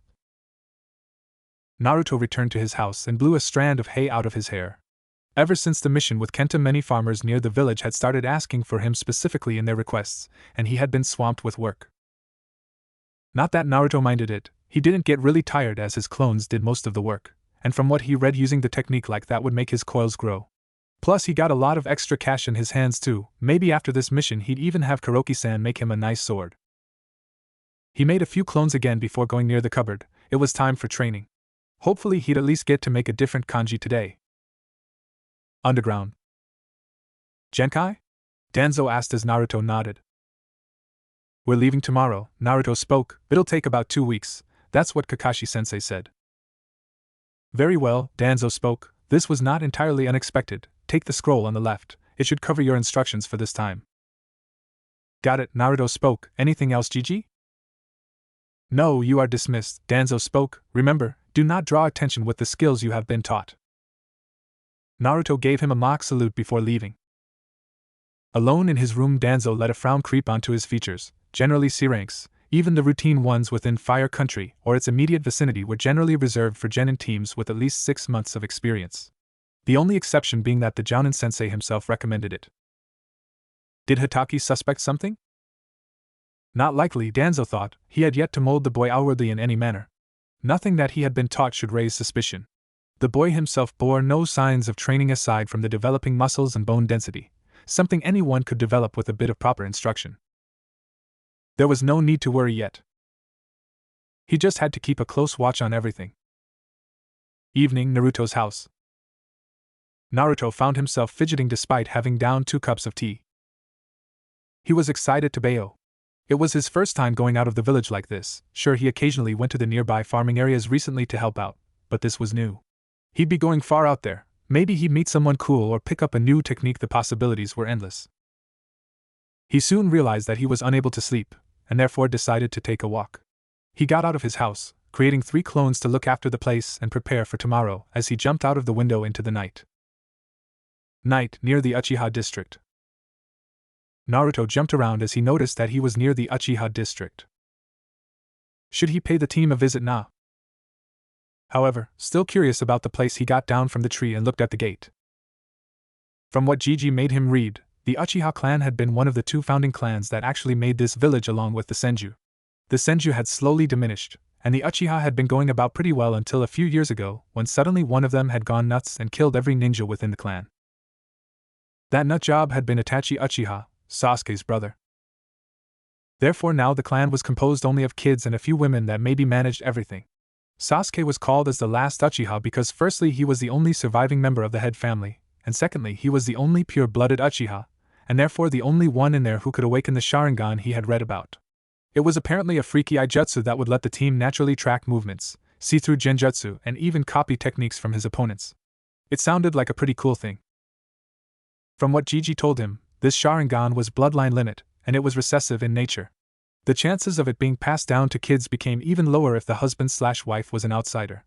Therefore the team was really important. It was through him that the village hoped to regain the Sharingan. It was all really complicated, but Fu-sensei had made sure he read everything, even with the difficult words. Naruto had been quite saddened when he had learnt about Sasuke, and had tried to approach him and talk only to be rebuffed every time. Naruto had known better than to directly ignite conversation by mentioning anything about Itachi or his family, so things had stayed as they were. He just hoped that Sasuke found someone, like he had found Danzo Gigi. Someone the team could trust. Naruto had been so preoccupied with his thoughts that he didn't notice he had bumped into someone. Ah, Naruto spoke, turning his head. I'm sorry. He saw a girl, a little older than him, on the ground. The contents of the bags she was holding were strewn everywhere. Kagome had been walking back home, her hands filled with the supplies required for the next day, when she felt as if she had collided with a wall. Tired as she was after an exhausting day of doing menial chores for the women of the Uchiha clan, she fell down, the groceries she was carrying strewn around her. I'm so sorry. She heard a blonde-haired boy speak as he offered her his hand. She took it reluctantly, and stood up and dusted herself. If any of the clan's women were to catch her like this, she would probably be yelled at. Done with her dusting, she was about to start picking up her things before she felt the boy tug at her shoulder.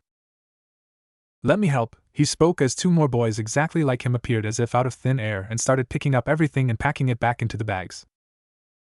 It was the first time someone had been so nice to her, let alone a shinobi. Do you live nearby? The boy asked as she nodded. Great, he spoke, I'll drop it off at your house. She fervently moved her head to deny. Coming back late was one thing, but if someone found out that she was offloading her work onto a ninja of the village, she would without doubt be punished. Eh? The boy looked. I really don't mind, plus I feel bad about bumping into you too. How about you just take it as my apology? There wasn't much she could do if he put it that way, so she relented. The boy gestured as his copies even took the bag in her hand and began to walk. By the way, he spoke, my name is Naruto Uzumaki, future Hokage at your service. Kagome for her part fidgeted before retrieving a piece of paper from her satchel and showed it to the boy. Kagome, he read before looking at her oddly. She raised her hand and pointed to her lips, and then flipped the palm and hoped that he got what she was trying to say. You can't speak? He asked, his eyes widening. She nodded. Oh, he spoke, where do you live? She gestured him to follow. They took a roundabout road to the Uchiha district and stopped before what Naruto assumed was a storage room. He kept the bags back in there. His actions, however, caught the attention of a woman who was walking nearby. Kagome, the woman shouted, why the heck are you so late? Naruto frowned, but kept quiet. And who's the boy? Do you not remember what I told you about fooling around with men like a harlot? Have you forgotten your place?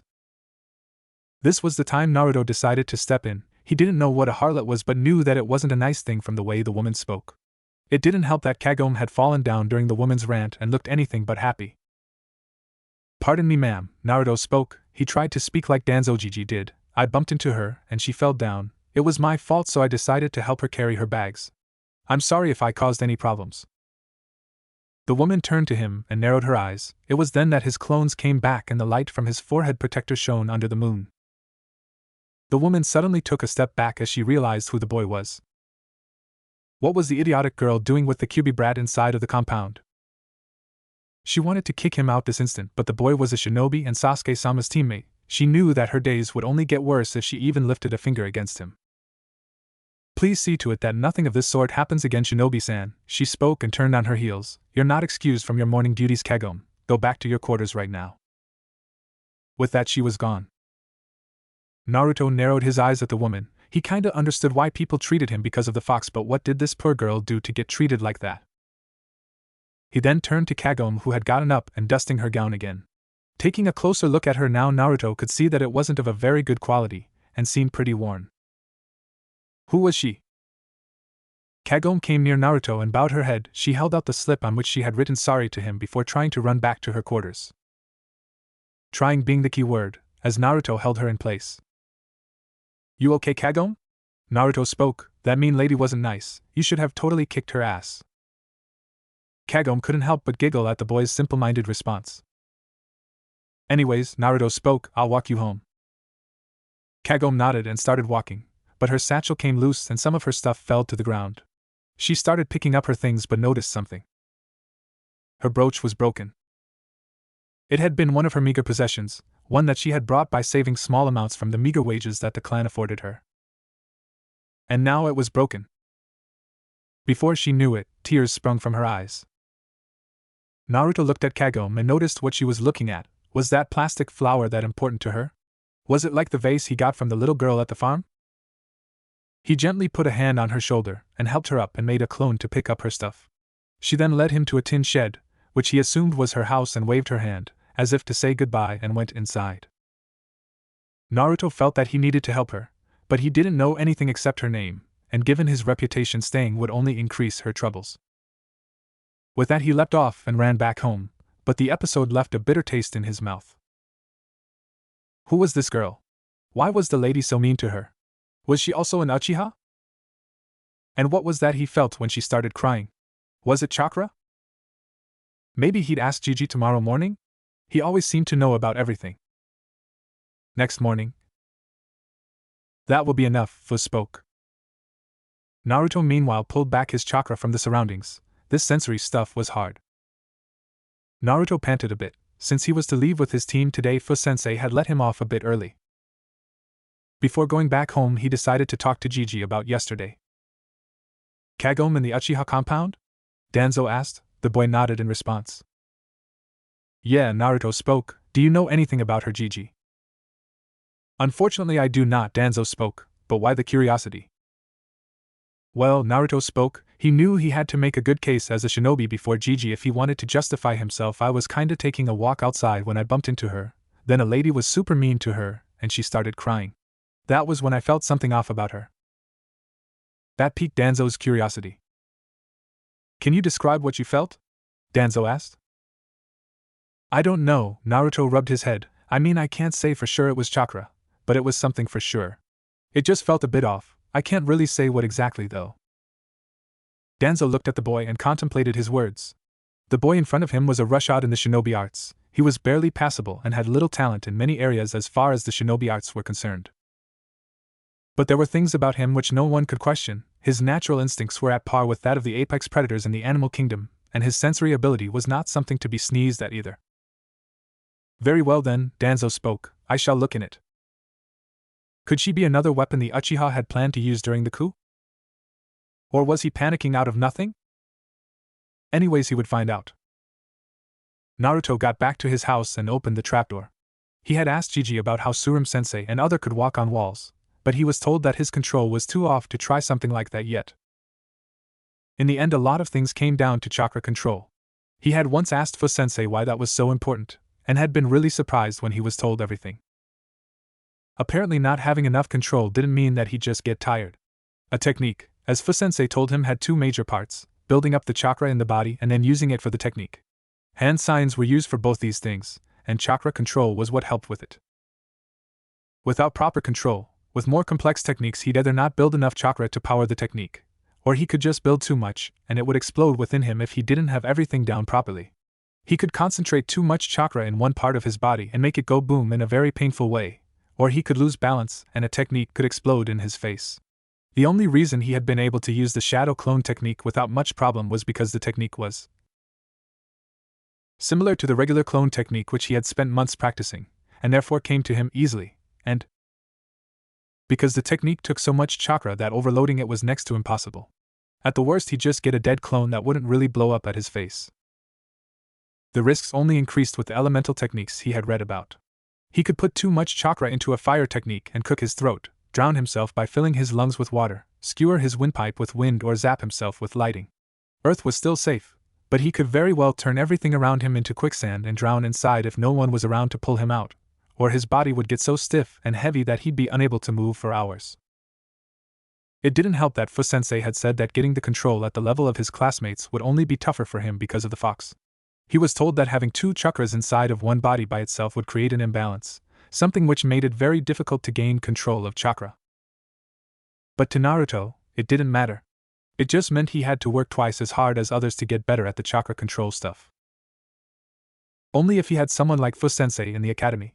He'd have done all the stupid leaf and kunai balancing exercises if it meant he could learn the cool stuff later. It didn't matter much anyways now. Maybe he could find some way to make the lame techniques he knew cooler? The village gate. Naruto arrived 5 minutes before the assigned time to see that Sakura and Sasuke were already standing by the side. The caravans were being loaded by a few merchants, and as usual Kakashi-sensei was nowhere to be seen. Naruto just went to the side and opened the book Fu-sensei gave him. He was supposed to inscribe all the kanji with the pen on the trip and do a lot of boring math too. This sucked. At least Kakashi-sensei was only half an hour late this time, and he actually had a good excuse this time about getting necessary clearances for the mission. With that, the team hit the road. This is gonna be exciting, Naruto thought. Kakashi arrived at the gate to a familiar scene. Sasuke was sulking by the side, Sakura hovering near him, and Naruto frowning into a book about 10 feet away from them. Curious about what the blonde kept reading, Kakashi decided to take a look. Surprisingly, it had turned out to be basic algebra. At least the kid knew where he was lacking. Perhaps with this mission he would see a change in team dynamics. "Alright team," Kakashi spoke, "take the extended manji formation around the caravan. We're leaving in 15 minutes. Sakura frowned a bit as Sasuke took the farthest position from her when they embarked upon a small ship in a river port near the village. Things were not going as she had planned. She had worked hard, toiling away day and night to ensure that she got the perfect marks in every written exam. She knew that Hinata had been far better than her in taijutsu, but Sakura absorbed knowledge much faster than anyone else and had been able to snag the title of top kunoichi in her graduating class. She had hoped that it would make Sasuke-kun notice her. After all, if she could show him that she was better than all other stupid girls in the class, then he would go out with her. When she had been placed on the same team as her crush, her happiness knew no bounds. Enduring the idiot was a small price to pay for being on the same team as Sasuke Uchiha. The boy was everything a girl could ask for. He was smart, talented, a prodigy in the arts of shinobi, and he was handsome to boot, a complete package. Placing on his team should have meant they would be closer than they would have at the academy. She could finally talk to him alone, away from the other stupid girls at the academy. They would work as a team. They could perhaps spend some alone time when Kakashi-sensei or Naruto weren't around.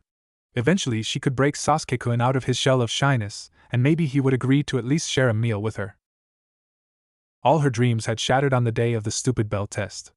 Instead of actually showing Sasuke how skilled she was, she had just ended up being embarrassed at not being able to do anything.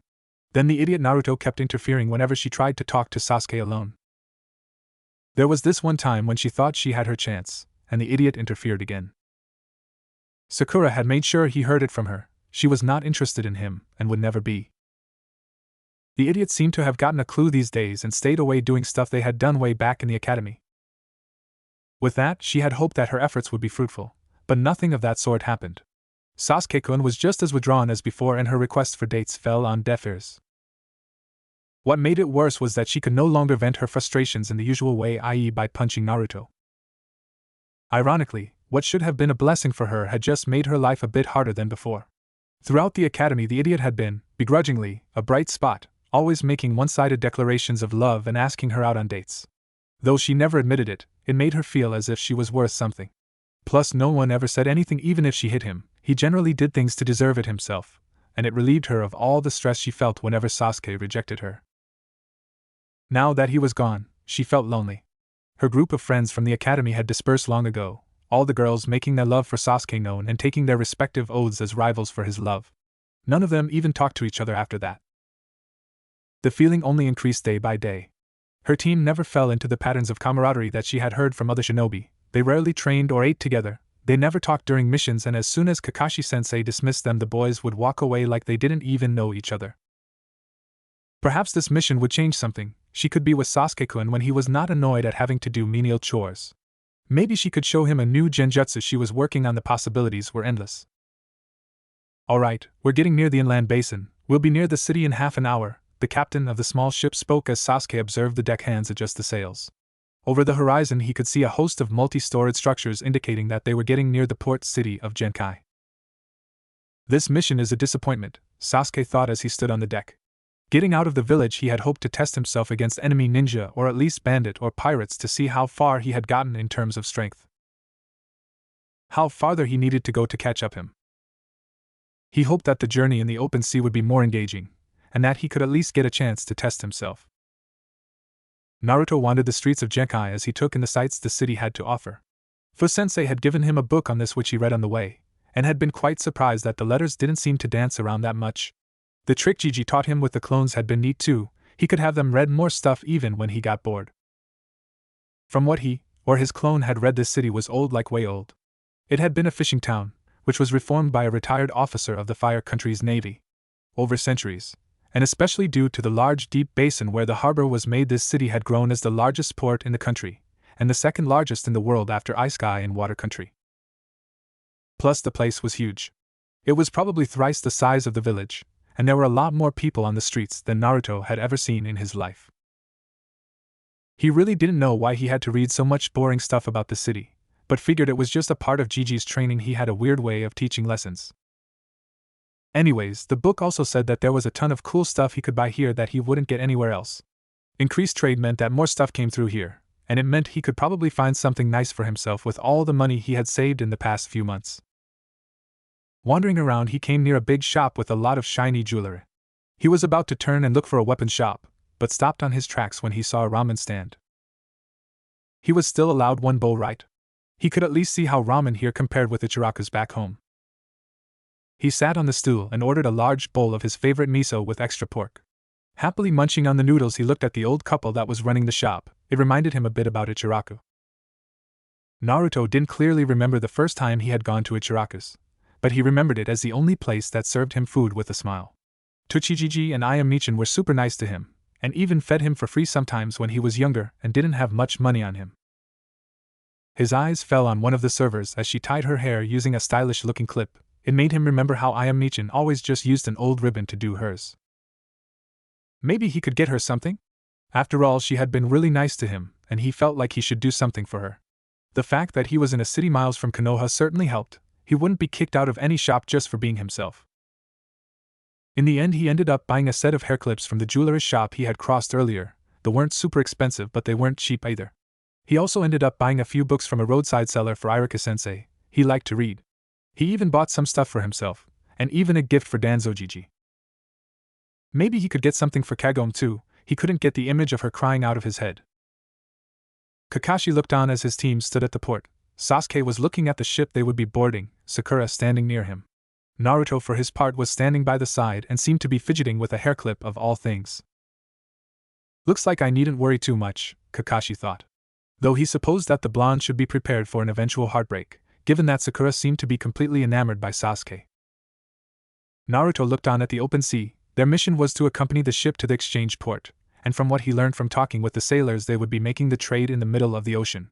There was no port technically at which they would exchange the cargo for money.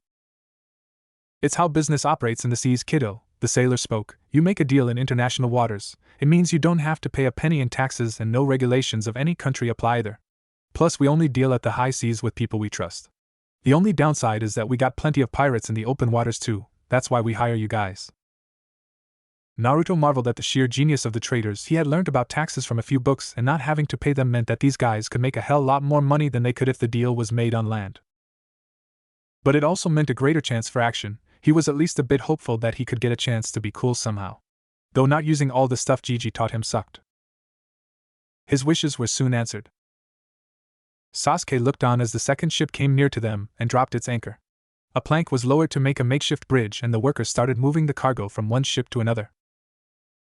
That was when the dobe started acting funny. He suddenly started running to the opposite side of the deck and started frantically looking at the water. Kakashi-sensei, he shouted, I think that there's something under the water. It's called a fish dobe, Sasuke spoke as he looked at the shadow the blonde was pointing to. What, you haven't seen one before? Fishes don't stay at the same place for so much time, team. Naruto spoke. Sasuke felt something. Boom! The deck shook as an explosion rocked the ship from under the water. Suddenly people clad in black robes wearing breathers started crawling up from the ocean and onto the ship. Team! Kakashi shouted, defend the cargo and the sailors. Get in the extended triangle formation and hold.